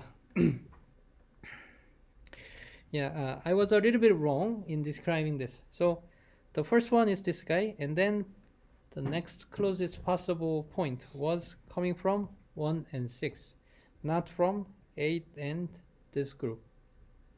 Okay, so in the second step, those two data items to merge is 1 and 6, and we will have their distance, right? And suppose that distance is 2.3 centimeter, for example, and then for here it is corresponding to 2.3 centimeter. Okay, and then we can kind of scan through this horizontal bar in an upward direction, right? And this guy is merged first, and then moving it a little bit upward, and this guy is merged together. And then what is the next pair that is merged in the next step, which is that guy, right? And then this guy, and so on, right? So this is how we construct this dendrogram. Right, so here the way of obtaining the clustering output is, so if we want to obtain like two clusters, I mean in this hierarchical clustering, we also need a hyperparameters as a predefined number of clusters. Okay, so here if we want to obtain the two clusters, okay, and then we basically start from the top. So here our dendrogram will merge all the data items into a single set, right? So that's the end, right? So from here we use this horizontal bar, and then move a little bit in a downward, and then from here we obtain two branches, and so we have two clusters at that point. So one clusters and the other cluster. So that's how we obtain two clusters. And what about what if we want to obtain the three clusters? So we move the bar lower and lower the bar, and then around this point, right? So okay, in this case, what is the three clusters that we obtained? The first group and second group, which is only the singleton data item, and the third group. And what if we want to obtain the four clusters? So you get the idea, right? So like this guy, right? So we have single group, and that guy, and that guy, and this group. So this is how we obtain the four clusters. Any questions about this overall process of obtaining the hierarchical clustering? Right, and then now let's get back to the discussion of like different linkage strategies. So here, right, this is called the centroid linkage, I think, corresponding to the last item. So that is called a centroid linkage. And then now let's consider the other, alternative strategies. So here, instead of using centroid, how about this guy? Yeah, so we have a merged set of multiple points, and then when considering the distance between this set and this guy, then we can just consider Euclidean distance with all the data item, individual data items in our set with the other point. Okay, and so here, so this guy is it may be 5 centimeter, but this guy is maybe 4 centimeter, and this guy is maybe 7 centimeter, for example. In this case, we just take the average of them, and then what will be our distance? It will be 11/2 centimeter, right? So this is kind of similar, but it is a little bit different from computing the distance between this point and the centroid, right? So that is called, I keep forgetting the name, but that is called average linkage. Okay, and in general, suppose let's see. Yeah, suppose we have another group at that point. So for example, here, yeah, we merged 5 and 7, and in the second step, 1 and 6 are merged together, right? And then, given in this situation, we have two merged groups, right? And also 7 and 5 other individual points, right? And so we have to be able to define the distance between the two sets of data points, right? And then we can just easily extend this notion. In the case of centroid linkage, we compute centroid of each group and then compute their the distance only once, right? But in the case of this average linkage, and then here we have 2 points over here and also the 2 points over here, and so we compute all the possible pairs of distances, like this guy and this guy, this guy and that guy, right? So we have 2 points and 2 points. We consider or compute all the pairwise distances where we have 4 different distance values, right? And then we take the average of it, and that is how we perform this average linkage. Right? These two are kind of moderate or kind of reasonable kind of strategy to compute the distance between the sets of a multiple point, two sets of a multiple points. But there are two other kind of extreme kind of strategy. The first one is called a single linkage. So the single linkage is like, yeah, so let me just draw over here. So suppose we have like 3 points as a single group and maybe 2 points as another group. So the single linkage is to compute the distance between these two sets as this guy, the shortest one. Okay, so that is called a single linkage. And yeah, we can also think of the other extreme where we consider the worst distance or the largest possible distance, where we have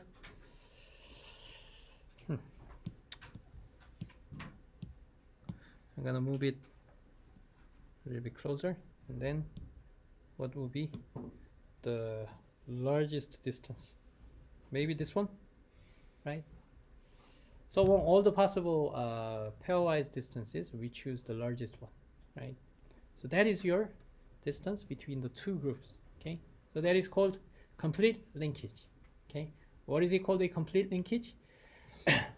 So this is a largest distance. I mean, we can consider all the other pairwise distances will be shorter than that, right? So if we consider that largest distance to merge them together, and then it is, of course, meaning that all the shortest distance will be merged together, right? So that's the meaning of this complete linkage.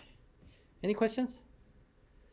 So we studied about 4 different strategies of these computing the distances between the two sets of a multiple points.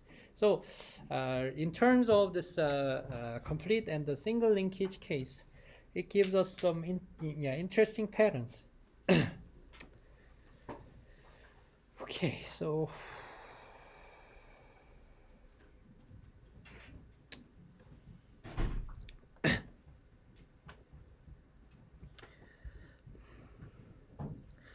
right, so this is one example of using given the same set of feature vectors, and then this one is the result of the dendrogram of the complete linkage and the single linkage. So can you see the different patterns between them? So in the case, suppose, let's see. Suppose we just cut it over here, and then maybe, single, yeah, the cluster containing only a single item, and single item, maybe, yeah, 3 of them and 2 of them, and maybe single item over here. Yeah, if we cut over here, I need really thin one. Okay, single one, and also really big one, right? Really big cluster. When applying this a single linkage, so this single linkage is actually kind of favorable to like large sized cluster. Okay, so that notion is as follows. So suppose we have like maybe this point, and then somehow this guy is merged together, and then yeah, it may be merged over there, and then let's see, over here, yeah, will it be easier to merge these two, or maybe this guy? So yeah, when considering the pairwise distances and choosing the shortest distance, and then yeah, naturally or in general, the large sized set of like multiple data items may have, yeah, so we have many choices in the single set. So for this guy, when computing the pairwise distances to that guy, and then we can simply choose the shortest one, right? And then if it gets merged together, and then it became really large, and so when considering the other points, for example over here, and then for this guy, you can use this shorter one, and for this guy, maybe this guy seem to work as the shortest one, and then maybe that guy can, yeah, this guy can work as the shortest one, right? So if we have more points in a set, when using the single linkage, and then that already large size set can have a higher chance of growing further, okay, rather than getting kind of balanced or kind of, yeah, even sized or equal sized of clusters. Okay, so that's why we obtain this kind of large and big cluster in a single linkage.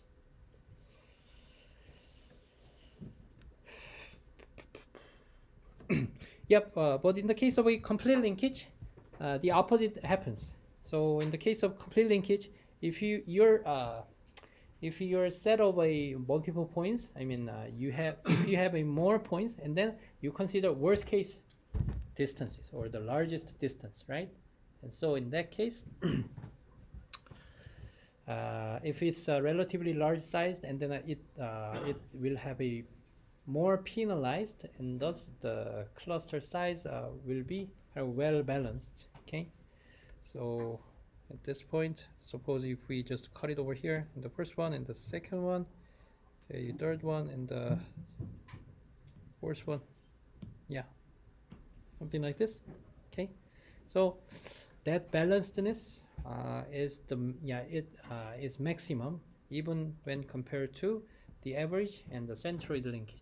Okay, so if you want to have this balanced sets of clusters, and then the complete linkage is the answer. Okay, but in general, the centroid and the average linkage is probably the most reasonable choice, because this single and max complete linkage is kind of is corresponding to kind of extreme kind of strategy.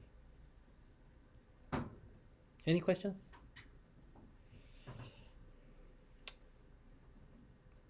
All right, and then between the two reasonable choices of a average and centroid linkage, what is the advantage of, for example, centroid linkage compared to the average linkage? What is the advantage or the pros of centroid linkage compared to the average linkage? What's the difference? 네. So basically the computation becomes much heavier for average linkage, right? Because then in the case of centroid linkage, once we merge multiple 2 points into one, and then that group of points is represented as a single vector, right? And so when considering when computing the pairwise distances in the next stage, and then we actually need to compute all the pairwise distances with the one less smaller sized data points, right? So as we merge more and more, and then the pairwise distance, the number of pairwise distances to compute will become smaller and smaller. But in the case of average linkage, even if we merge these 2 points together, but when computing the pairwise distances, we have to compute all these pairwise distances individually, right? So over here, yeah, so we have to consider the pairwise distances like this, right? So it will become burden, right? But is it really a computational burden, or is it, I mean, the average linkage is really computationally intensive than the centroid linkage? So which one will actually be more computationally efficient than the other?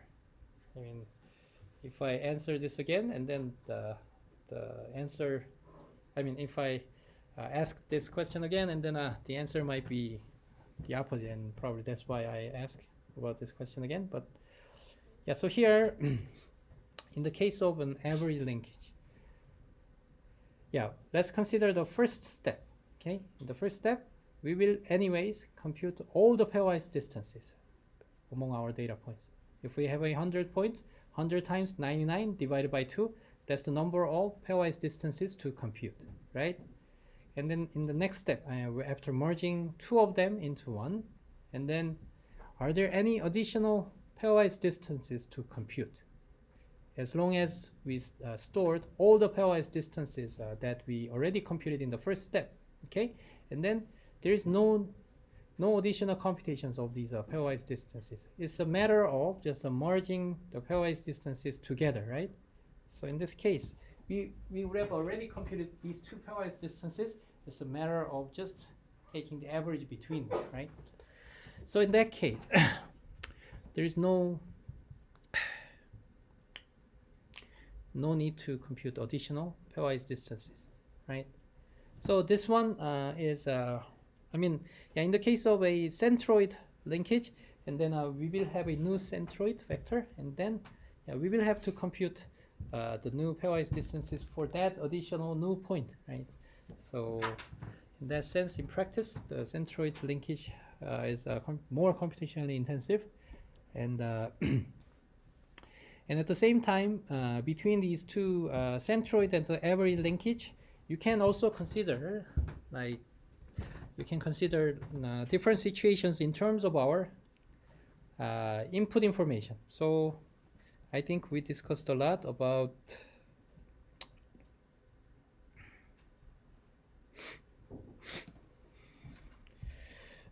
yeah.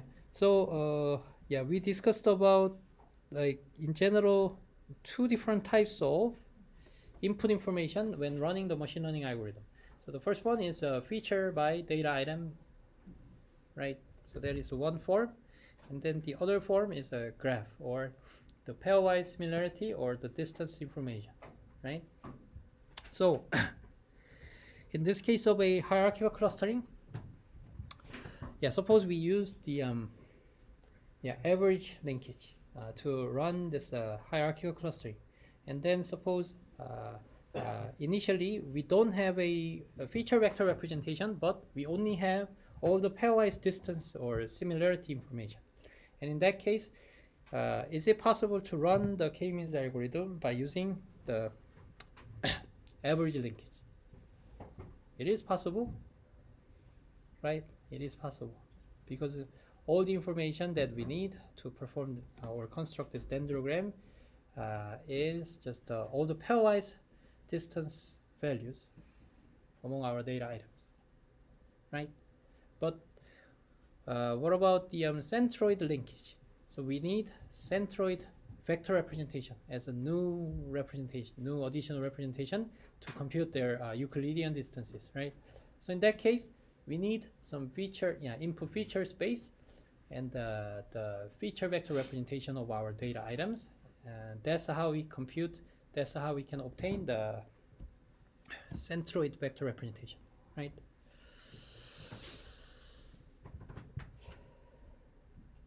Any questions so far? Right, and then let's get back to this extreme case discussion of the extreme case of a single and a complete linkage. So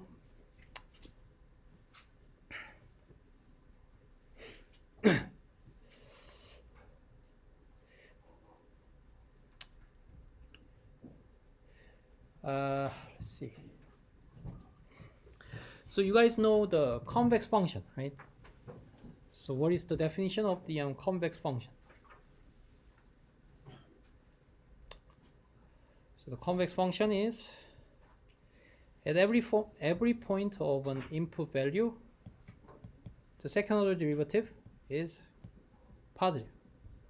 Okay, and I think it can be 0, but those points that has a 0 for this 0 second order derivative, I mean those points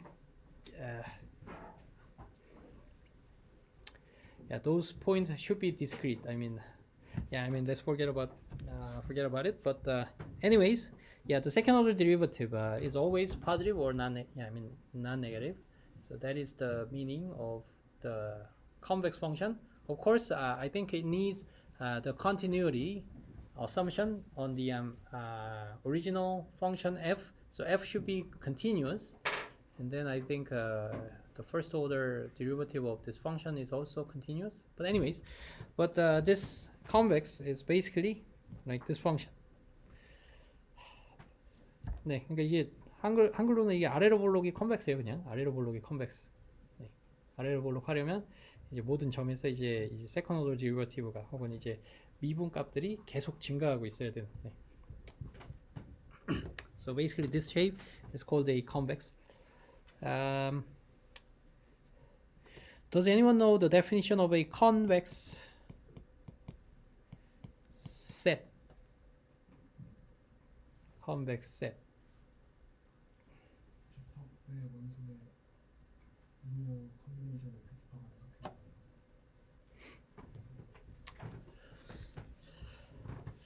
네, 거의 맞은 것 같은데 제 생각에는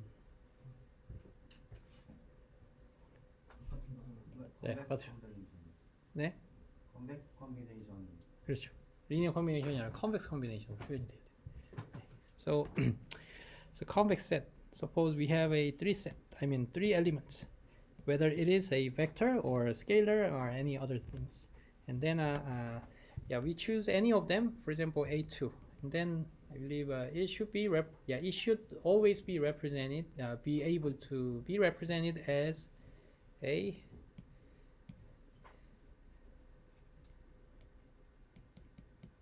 some linear combination of the other. But here, so we often call linear combination, but there is also more strict version of this linear combination called the convex combination. So in this case of a linear combination, C1 through C3, as long as they are real values, and then it is a valid linear combination.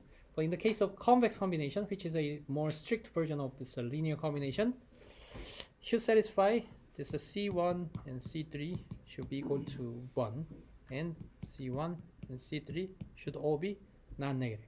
Okay, so basically the weight should be summed to 1, should sum up to 1, and also all the weights should be non-negative. Okay, so just like a softmax vector. Okay, so that if such a vector works as a linear combination coefficient, and then that is called a convex combination, which is again a more strict version of linear combination. Right, and then a convex set is like given a set of these elements, and each element should be able to be represented as the convex combinations of the other. Okay, If that is satisfied, and then that is called a convex set. And how about the how about the set? I mean, so this is also called like this set is closed under convex combination. So you mean, you know, the notion of closedness. So natural number and integer.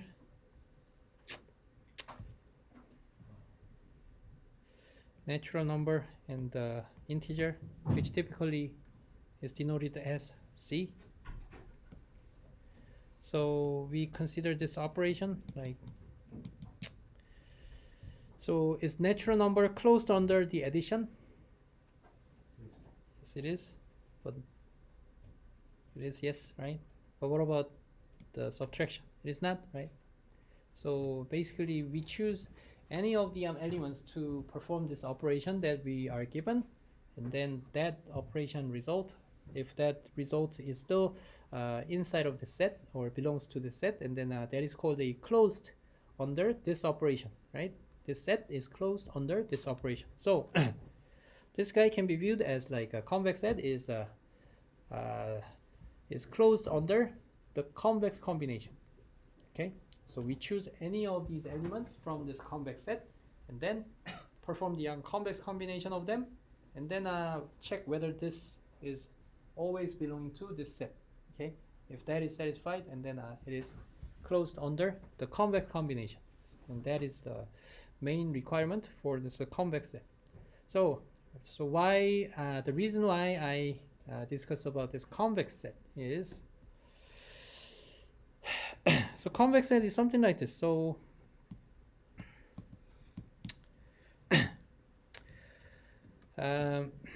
suppose in the three-dimensional space, so yeah,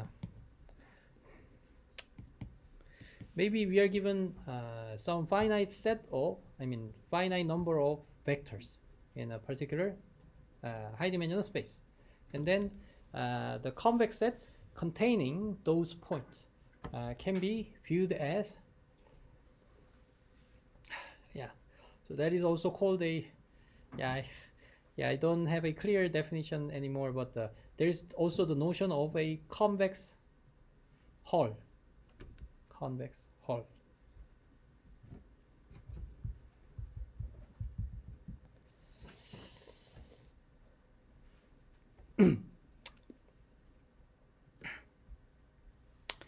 Something like this. So we are given this finite number of vectors, okay? Finite set of vectors, and what is the convex hull? Convex hull is probably, basically an infinite number of vectors that is specified the inside of this kind of outer boundary, okay? Outer boundary. So this entire region and any vectors inside of this this polygon, okay? And then the set of the all the vectors inside of this polygon, and that is called a convex hull of this finite number of vectors, okay? And basically convex hull is a convex set. So what it means is, so you choose any of vectors, and then that is, basically here, this is a kind of, convex hull is defined as a finite number corresponding to the vertices of our polygon. So here, 1, 2, we have 7 number of vertices that specifies the outside or the border point in our vertex, in our polygon, right? And so any points over here inside of this polygon, and it's always represented as the linear, convex combinations of these, right? So convex combination, and their geometric meaning is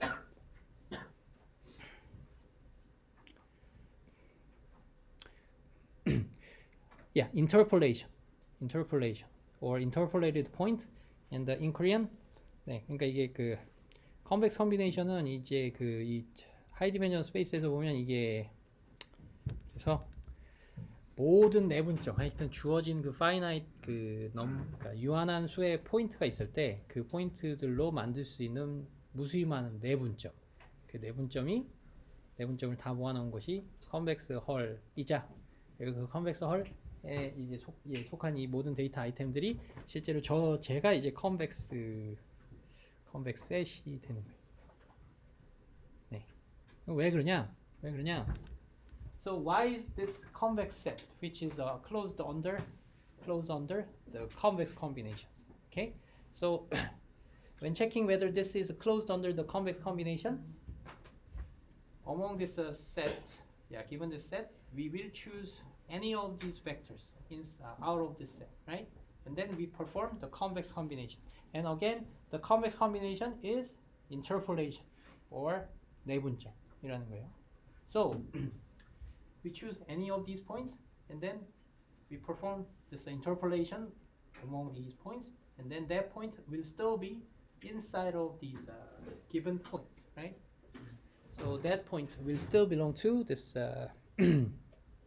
this original set and thus this one is convex set which satisfies the condition of being closed under the convex combination.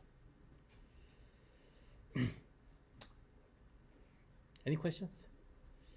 So all these notions are, if you're interested in these stuffs and the convex optimization is the main subject where you can study all these. And from these geometric interpretation, there are a bunch of different advanced optimization algorithms. And those optimization algorithms are the main, have been used actively in machine learning.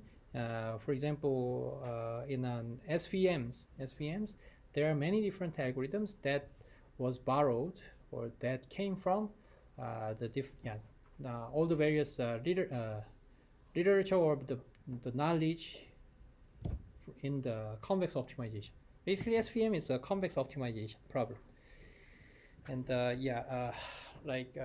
maybe about 20 years ago, at that time, SVM was like deep learning in these days. So SVM, SVM has shown really superior performances in many of these machine learning tasks, and so people were so excited about this SVMs.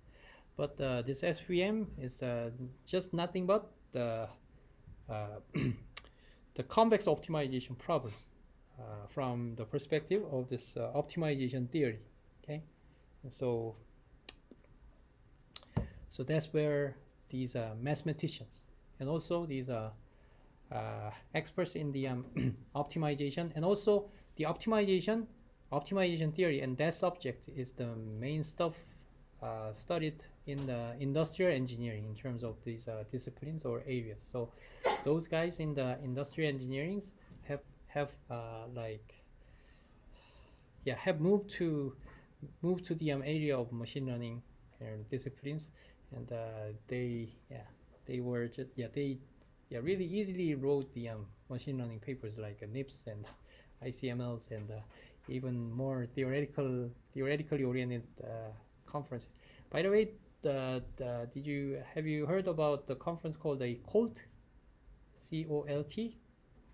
COLT is also another machine learning conference, although it's not that a major one, but that is conference on learning theory, and so that's right. So back to the hierarchical clustering.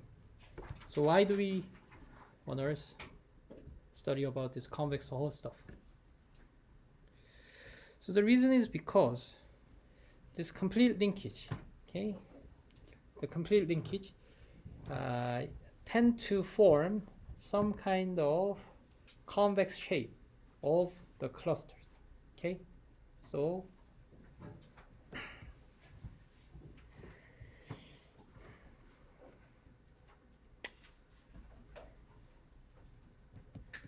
I'm not sure if I can explain it very well, but suppose these two are merged, and then this guy, in order to this for this guy to be merged into this cluster, and then these distances should be relatively small when by considering the worst case in the case of complete linkage, right? And so it becomes this. And then let's suppose adding this point, okay? In this case, even though the distance between these two are not that big, but these two distances are so big, right? So it will be highly penalized, right?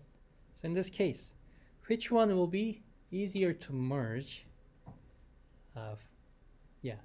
So for example, this guy, it's like the distance, the best and the shortest and the largest distances and their gaps are not that big, right? So in this case, this guy will likely to be merged, right?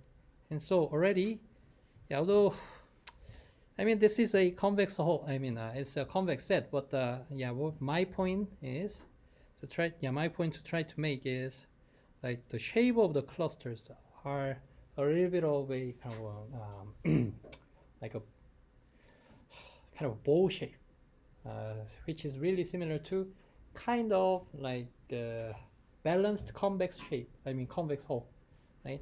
It will not give like this really long and thin kind of cluster shape when using complete linkage, because in that case we will have a high penalty in terms of computing the distances.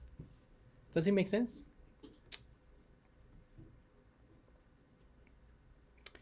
Yep. On the other hand, if we use a single linkage one, which is considering the best,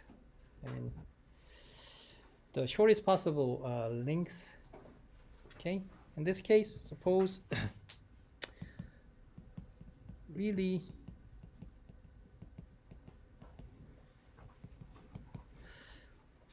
over here, let's suppose we consider the clustering on that by using the single linkage and this guy, right?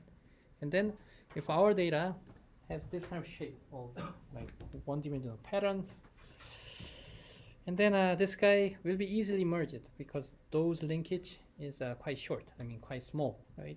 So it will be merged together, and also it will be merged together, right? Yep. So until merging these two together, we will have merged a lot of these, right? So that's why we give much more favor to this large size clustering, large size clusters, and if our data has this kind of linear patterns, or I'm not sure how I call this pattern, but you can see the idea, right? So in this case, our clustering is a really like a really thin and long shape. So that is the main kind of intuitive differences between the behaviors of this single and the complete linkage. Any questions so far?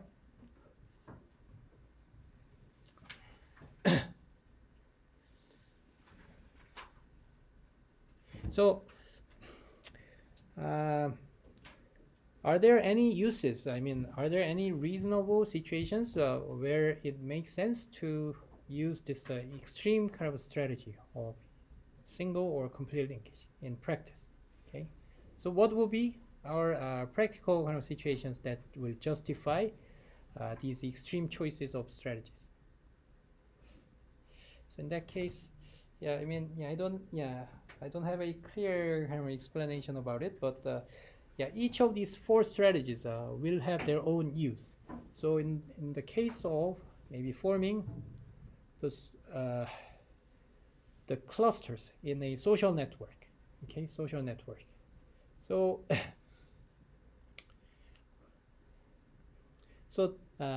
suppose we form some groups, whether it is a TensorFlow KR or AI Korea or maybe Montreal AI and so on. Okay, in that case,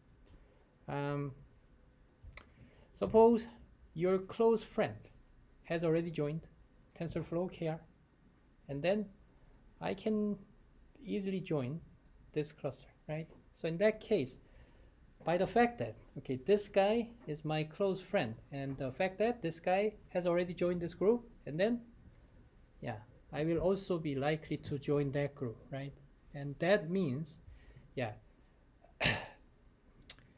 even if this group has already a lot of members, okay, a lot of members, but we do not consider all of them when determining to join this group or not, right? So, okay, my close friend, I trust him or her, right? And that's why I join. I don't care about all the other people, whether they are those people that I might like or not. I don't care much about it, right? So in that case, single linkage one may be more kind of reasonable when forming the clusters or modeling the clusters in the social network, right? So that is a use of this single linkage. And what about the incomplete linkage? Okay, so when joining a particular group, and then I'm a little bit skeptical or I'm a little bit cautious to check whether any of these persons in that group might have some kind of fraud or might be a little bit dishonest. Okay, so when joining, 개가 영어로 뭐죠? 개.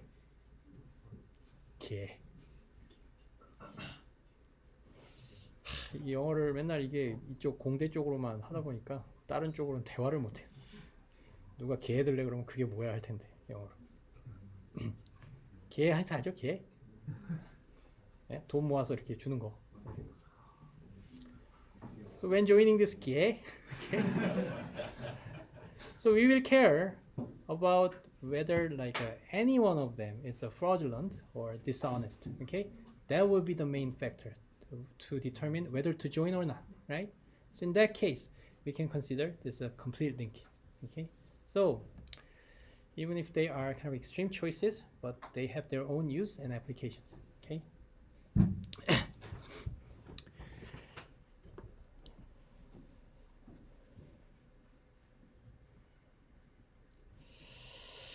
Right. So far, any questions? So we covered basically k-means and hierarchical clusterings.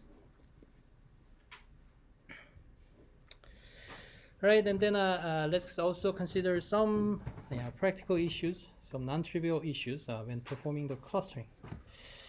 So clustering is really having no clear guidelines or no additional kind of supervisions, right?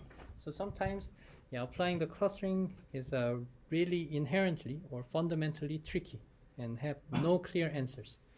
So I think I mentioned about it, but so when performing the clustering, the given feature vectors with respect to height and weight, so in that case, so we have bunch of vectors represented as this height and weight two-dimensional feature vectors for each persons, and then suppose we perform the clustering, and then because each feature is not normalized at all, right?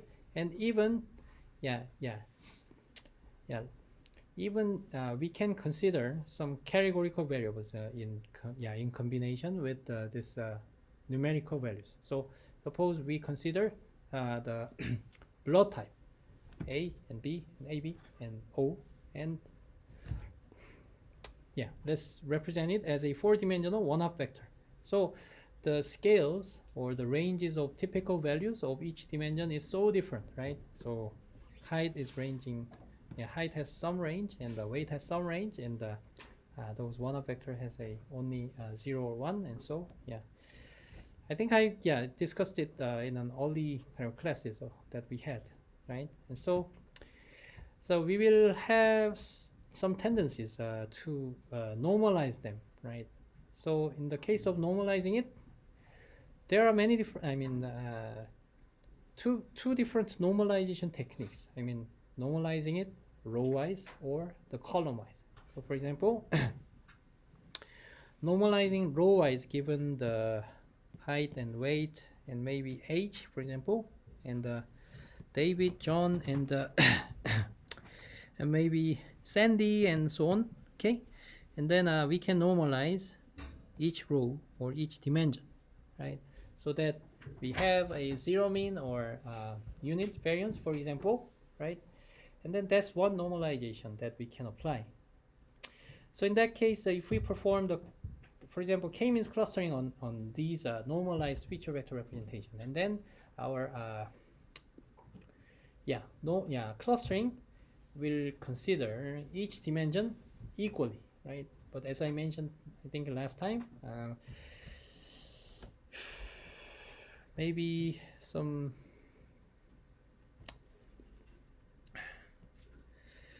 blood types, for example, blood types. And then when we want to obtain the clusters are relevant to like diabetes, some clusters may have a really high ratio of high probability of diabetes, and some other clusters may not have a high probability of having diabetes. And then in that case, because we do not know which features are more relevant to this diabetes than the others, so we can just normalize them. And then in terms of their distance computations, each dimension will approximately contribute approximately equally, right? And so in that case, those irrelevant dimensions may also determine our clusters, even though our clusters that we may want is not relevant at all from to this blood types. Okay, so normalization, I mean, doing the normalization is not the universal kind of answer to apply. And also, when computing the clustering, we often perform the column-wise normalizations as well. So when performing the L2 normalization on each vector, and then it means like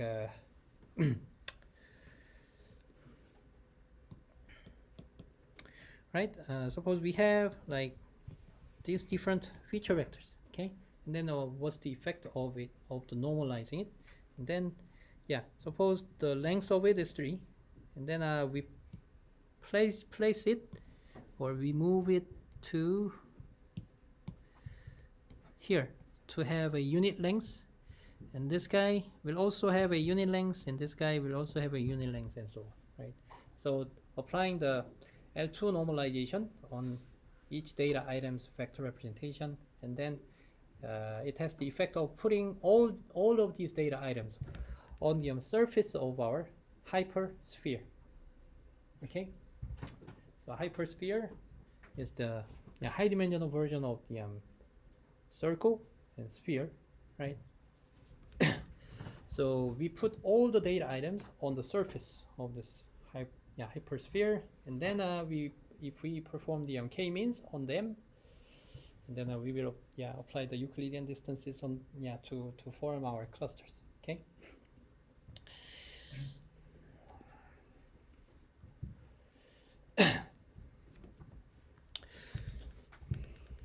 Right, and then why do we perform this L2 normalization on each data item's vectors? So sometimes we want to make no effect of this the length, right? So probably the angle itself is the most important part when performing the clustering, right? So it is a really hypothetical examples, but suppose you are applying the clustering by using k-means to obtain the groups of words given a word embedding vectors as an input set of feature vectors. Okay, so in that case, some word may have large lengths, or some words may have really short lengths. Okay, so in that case, somehow the angle is really the key factor to determine its semantic meaning, but not the length. So for example, if some word, I mean, regardless of its semantic meanings, simply because it is frequently appearing, and then it may have a large length. Okay, I mean, there is no logical reasons to have a larger length when it is used more frequently. But anyways, let's suppose that kind of situation. Okay, in that case, those kind of global global or overall frequency may not matter much when performing the clustering on these words based on their semantic meanings, right? So in that case, we can just perform L2 normalization first, and then we apply any of our clustering algorithms on their normalized version. Okay? Right, so yeah, these are column-wise and row-wise normalizations are also possible. Okay, and which one is the right way to go? There is no really the correct answer. So it's sometimes determined empirically based on the downstream task. So if we're gonna perform the machine translation and somehow we use the clustering label that we obtain in the pre-processing step, and then give an additional information of it to perform better our main job of a machine translation. And then if we find that L2 normalization gives a better performance of our main task, and then that's the one that we choose. So this can be viewed as a kind of a hyperparameters. Okay, and how do we obtain how do we optimize our hyperparameters? We will have our main task and their performance. Right, and then so this dissimilarity and similarity metric is also another hyperparameters that doesn't have a clear guidelines or answers. And by the way, if we just perform the normalization first and then applying the k-means, and then I think that is called spherical k-means. Okay, spherical k-means, because all the data items are lying on the surface of hypersphere, and then we perform k-means on that.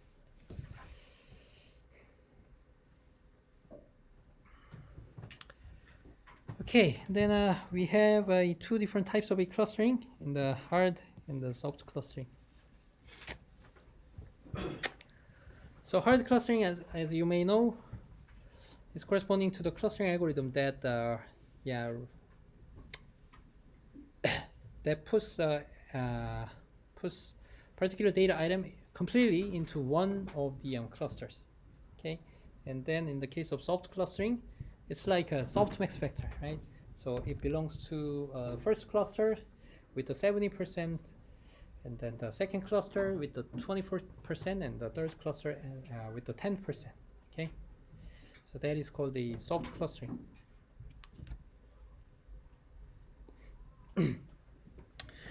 And also, it is not called a clustering, but you can also think of some different relaxation of this clustering setting. So clustering plays a role of putting a particular data item into one of the clusters. Okay, whether it is a hard clustering or soft clustering, so you are putting this item softly, with based on some probability distribution. But this is still viewed as a kind of single label setting. So from the perspective of a supervised learning, so each cluster can be viewed as one class.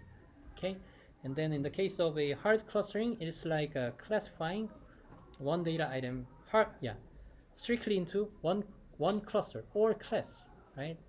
But what about putting that cluster softly, or classifying it softly into multiple clusters, and that corresponds to this soft clustering. But so in the case of a multi-class classification, we have a single label clustering and also multi-label clustering. So in the case of multi-label clustering, typically all the clusters or classes are independent. So even if one data item belongs to one of these classes, and then it doesn't prevent that cluster from belonging to other classes, right? So for example,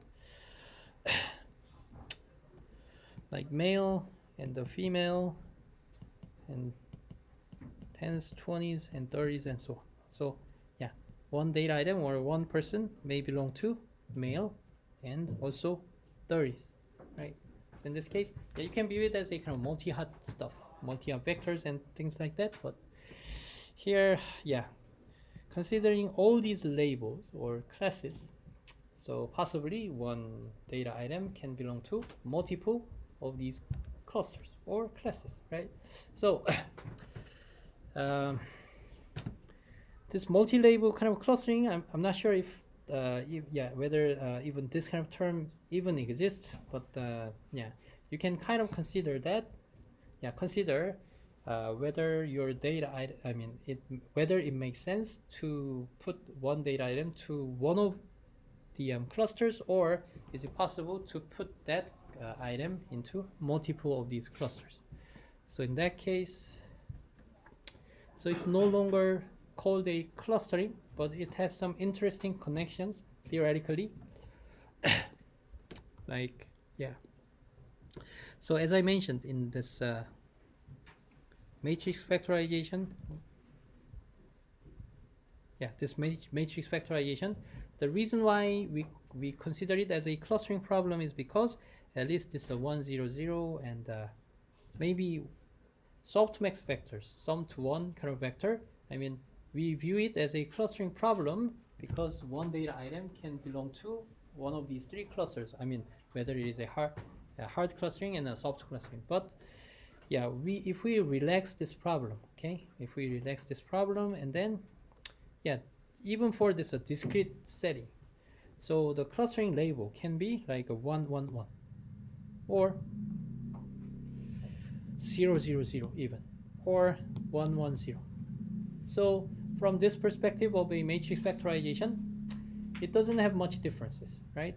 But our interpretation of viewing this problem is a little bit different. So in this case, we are allowing the possibility of one data item belonging to multiple clusters at the same time, right? So it can be like a male, and it can be like a tens. Yeah, okay. In this case, our clusters are no longer be mutually exclusive, right? So there are many different issues, especially because clustering is unsupervised learning. So there are many things that are not clear to determine. So many issues. But anyways, so the time's up. So yeah, let's wrap it up today's class. Let's wrap up today's class, and yeah, we will have the exam starting from 3:30. Exactly in a week, right? It's just a pen and paper based exam, and then yeah, I personally like a true/false exam. I mean true/false questions, and so I think of yeah, including some of them, and then yeah, you can just study what we did during our exam by watching the lecture videos. Although some of them may not contain the voice, but unfortunately, but yeah, and at the same time you can study on your own about maybe Bayes classification rule, and there may be sample exams and generative and discriminative classifiers and so on, and then you will easily be able to find some tutorial kind of papers or PDFs that is full of math expressions or equations. And so you can play with those by yourself. Okay. Any questions? Okay, that's it for today. Thanks.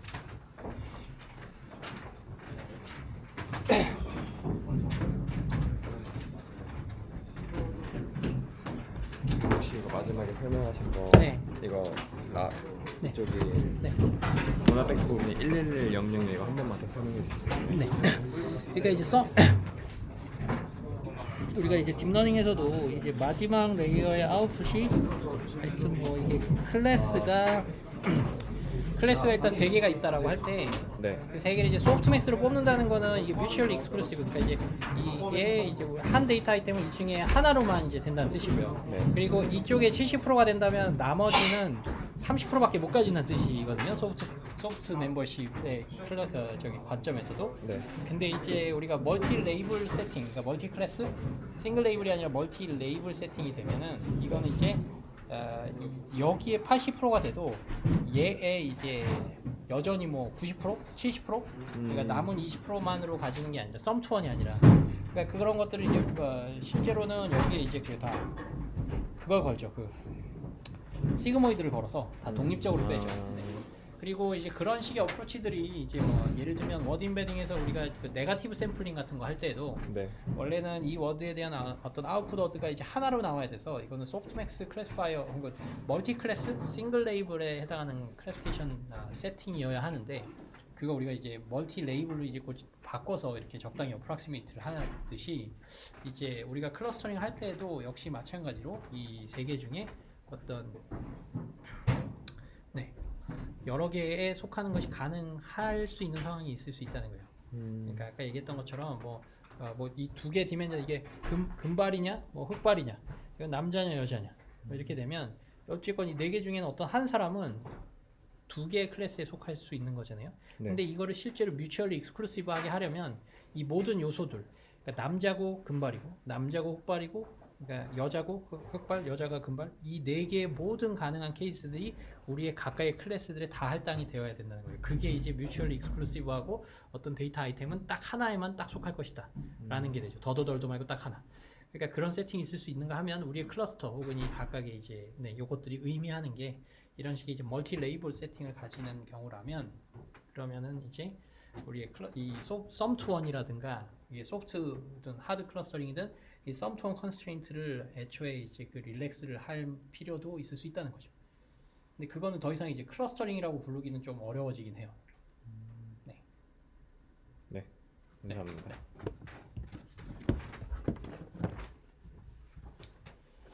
다음 주는 네. 그 오늘 했던 것까지. 네, 시험 보면 오늘 했던 거. 네. 네, 교수님 제가 여쭤봤을 때 네.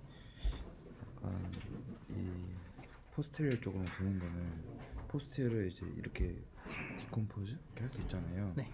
이거를 이제 베이지안적 접근이라 교수님 하셔서 네. 네. 그렇게 되면은 이제 그 교수님 근데 또 여기서 제가 질문했던 거고 네. 제가 강의를 왔었는데 네. 이제 원래 저희가 이제 이 조인트를 구하는데 여기 네네네. 파라미터가 있잖아요. 네네. 근데 이 파라미터를 이제 베이지안으로 들어가면 이 x, y가 주어졌을 때 네. 이거에 대한 분포도 추정하는 거잖아요. 네, 베이지안이 그러면- 그렇죠. 네. 근데 이 여기서 보는 거랑 이게랑 이제 같은 말인가요? 그게?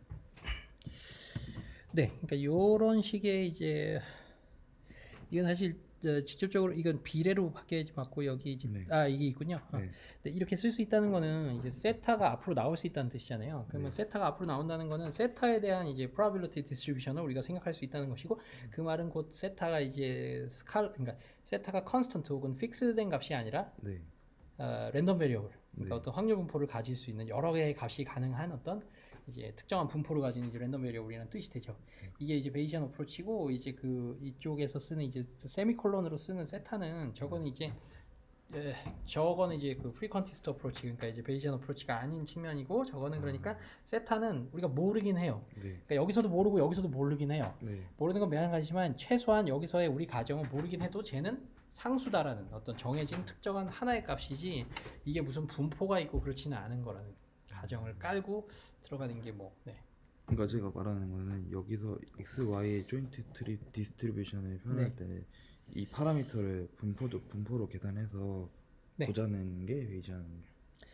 네, 이게 베이지안 그러니까 세타가 일단 앞으로 나왔잖아요. 네. 세타에 대한 probability distribution이 있다라는 거잖아요. 네. 이게 개념적으로 이렇게 쓴다라는 것 자체가 이제 베이지안이라는 걸 의미를 해요. 네. 세타도 랜덤 베리어블이다. 근데 지금 이거는 세타는 그러니까 이제 파라미터라는 의미일 뿐이고 여기서는 이제 어떻게 써도 이제 세타가 앞으로 나오지는 않아요. 네. 네. 교수님 그리고 그러면은 제가 생각해봤는데 이 시퀀스 모델에서 네. 원래 어텐션 저는 그러니까 어텐션 모델을 쓰다는 게 네. 디코더의 입력을 좀 어디 부분을 로케이션적으로 보자는 거잖아요. 네. 그럼 이것도 약간 뭔가 사전 입력에 대한 분포를 좀 고려해가지고 하자는 건데 그런 걸 좀 그러면 이것도 베이지안적 접근으로 얘네 풀어낸 건가요? 그렇다고 볼 수 있을 것 같아요. 그러니까 이거는 그러니까 네. 그 이제 어디를 봐야 될지에 대한 그 어디를 봐야 된다. 지금 시점에서 어디를 봐야 된다라는 그 요소가 네. 우리의 랜덤 베리어블인 거예요. 네. 그러니까 걔를 랜덤 베리어블로 본다는 측면에서는 뭐 베이시안 어프로치라고 생각을 할 수도 있는데, 근데 거꾸로 그걸 베이시안으로 안 보면 어떻게 되느냐? 그거를 그냥 뭐 글쎄요. 근데 이거는 실제로 이게 그러니까 레이턴트 랜덤 베리어블, 그러니까 이제 그 히든 어떤 랜덤 베리어블, 언노운 랜덤 베리어블이지 제가 이제 파라미터로 취급이 되기는 조금 어려울 것 같아서 그 파라미터 자체를 이제 그 랜덤 베리어블로 보느냐 아니면 모르긴 해도 그 파라미터 상수로 보느냐 그런 지금 관점은 아닌 것 같아서 저기서 뭔가 베이지안이냐 아니냐를 논하기는 조금 어렵지 않을까 싶어요. 저는. 그러니까 뭔가 제가 말하는 어프로치를 약간 그런 식으로 한 거는 맞죠? 그렇죠. 네. 네. 그리고 포스티리아도 다 따져야죠. 왜냐면 예. 뒤쪽에 이제 무슨 단어가 생겼을 때 그 안쪽에 있는 그 먼저 생성이 내부적으로 생성하는 그 이제 어텐션이라는 랜덤 베리어블이 걔에 대한 디스트리뷰션이 지금 상황에서 어떠냐. 그러니까 인풋과 아웃풋 혹은 제너레이션의 오더에서 볼 때 이걸 뒤집은 요소에 해당이 되니까 뭔가 포스티리아를 구한 측면에서는 베이시안 어프로치에 굉장히 가깝죠. 그리고 여쭤볼 게 그 이제 교수님 말할 때 이제 하이어르키컬한 베이지안 어프로치에서 네. 이제 이 X가 이제 M의 그러니까 M은 이제 유니폼 디스트리뷰션 따르고 이 M에 따라 또 X가 분포가 달라지잖아요. 네. 그럼 약간 컨디션을 프로버빌리티를 보는 건가요? 그러면? 네, 그렇죠. 네. X 기본 뮤죠. 네. 맞아요. 그리고 제가 이거는 여쭤보고 싶은 게 뭔가 어떤 시메틱한 두 개의 다른 정보를 시멘틱한 두 개 정도요? 네. 벡터가 있다 그러면 네. 보통 보면 논문에서 컴캣이나 네. 이제 엘리멘트 와이즈 멀티플리케이션 해가지고 뭔가 그렇게 해서 넘기고 이러더라고요. 네. 근데 이 두 개가 뭔가 왜 썼다고는 걔네들이 뭐 보통 논문에서 많이 안 나와서 네. 그냥 컨캣은 우리가 그게 애디티브 그 어텐션에서도 그 루옹 그 논문인가 뭐 거기 보면 이제 애디티브 그다음에 애디티브가 컨캣이고 이제 멀티플리커티브 그다음에 제너럴라이즈드 버전에 이제 멀티플리커티브 그 어텐션이 나오는데 네. 그런 것들이 이제 어쨌건 그 주어진 입력 정보를 우리가 풀리 커넥티드 레이어에 넣을 때 이제 이게 실제로는 컨캣을 해갖고 넣어주면 이게 실제로 어떤 특정한 가중치가 곱해져서 더해지는 형태거든요. 그래서 이게 이제 애디티브 형태가 되고 어떤 주어진 형태가 이렇게 엘리먼트별로 이렇게 곱해졌다. 그러니까 인풋 정보 간에 곱셈은 표현을 못해요. 그러니까 어떤 정해진 웨이트와 곱한 다음에 이걸 더하는 게 리니어 레이어에서의 풀리 커넥티드 레이어에서의 입력을 컨캣했을 때 일어나는 어떤 정보의 조합의 방법이고요. 그 다음엔 이제 이 정보를 조합할 때 실제로 이걸 뭔가 이렇게 엘리먼트 와이즈로 멀티플리케이션 한다. 그 멀티플리케이션 해서 얘네들을 리니어 컴비네이션 한다는 거는 그런 이제 컨캣을 했을 때 우리가 이제 이렇게 좀 노릴 수 있는 그 애디티브한 효과를 넘어서는 어떤 애디티브한 형태로는 그 멀티플라이를 했을 때 그 식을 우리가 만들어낼 수는 없어요.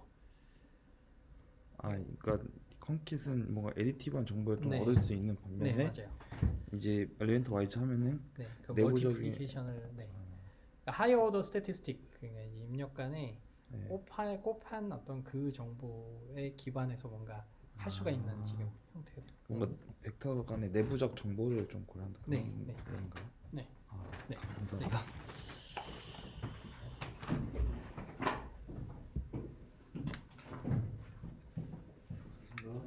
네, 수고하셨습니다. 시험 보는 게 아니라 시험 보면 오늘 배운 데까지. 네네, 오늘 배운 데까지.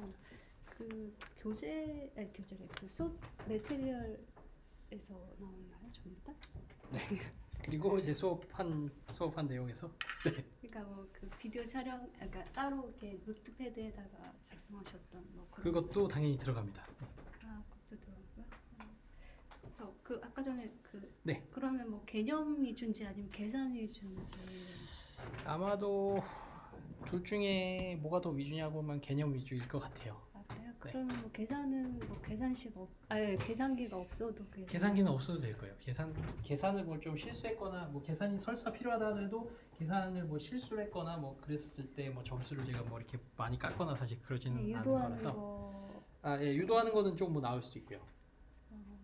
그러면 그 아까 트루폴스는 네, 뭐 네. 어쨌든 이 수업에서 나왔던 내용 네. 기반으로 해서 그렇죠. 나올 것 같은데 네, 맞아요. 그 아까 무슨 베이직 클래시피케이션 뭐라고 아, 얘기하셨어요? 베이지 클래시피케이션. 네. 네, 베이직 클래시피케이션은 뭐 어떤 의미인지 정확하게. 그 베이지 클래시파이어라고 우리가 베이지 베이지. 아 베이지 베이지. 이론 네. 얘기하는 거예요. 베이직이 아니라 네, 베이직이 아니고 베이지. 네네네.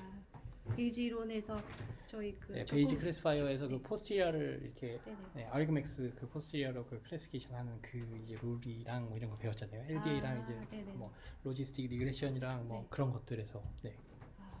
네. 네. 그리고 뭐지? 네. 생각이 안 나네요. 많이 어렵나요? 좀 저도 안 돼서 소문으로 모르겠네요. 해서. 네. 아이고 아마 소문으로 많이 어렵다고 네, 얘기 좀 들어서 대부분 네. 좀 아마 어려울 가능성이 좀 있을 것 같고요. 네. 그 수업에서 했던 거랑 네. 이 여기 교재 메테리얼 주신 거 기반으로 해서 하면은 그냥 그렇죠. 네. 그렇죠. 기본은 넘을 네, 수 있는 뭐, 거죠? 네, 네. 네. 열심히 하고 있는데 수업이 많이 좀 약간 어려운 부분들이 많아가지고 네. 따로 책은 열심히 보고 있는데 아 그러세요? 네. 근데 조금 네.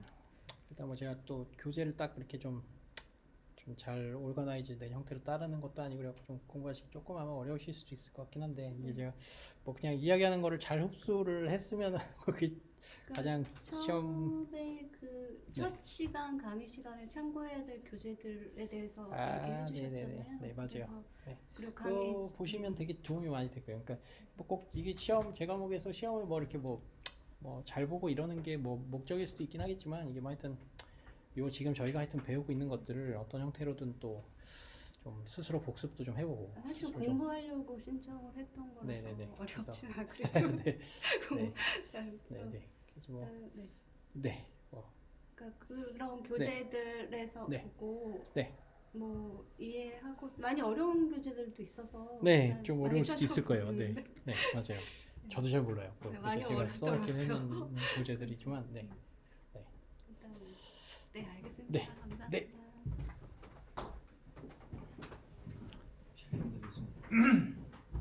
오늘 말씀하시는 것 같은데 다음 주 예정대로 시험인가요? 네. 알겠습니다. 그 유튜브 슈탈 리니어 알제브라는 뭔가요? 갑자기 나온 거예요? 아, 숏 코스 온 리니어 알제브라요? 예. 아, 그거는 그냥 제가 다른 데서 이제 강의한 거를 올린 겁니다. 그건 이 클래스와는 상관 크게 없습니다.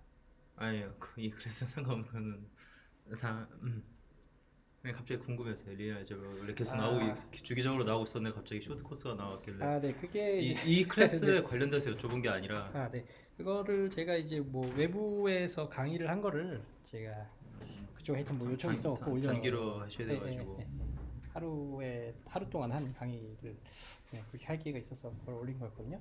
예. 네. 예, 제가 오늘 사정이 있어서 안 나와서 그러는데 그러니까 오늘 그냥 다음 주에 예정대로 시험 있다고 말씀하신 거죠? 네. 알겠습니다. 고맙습니다. 네.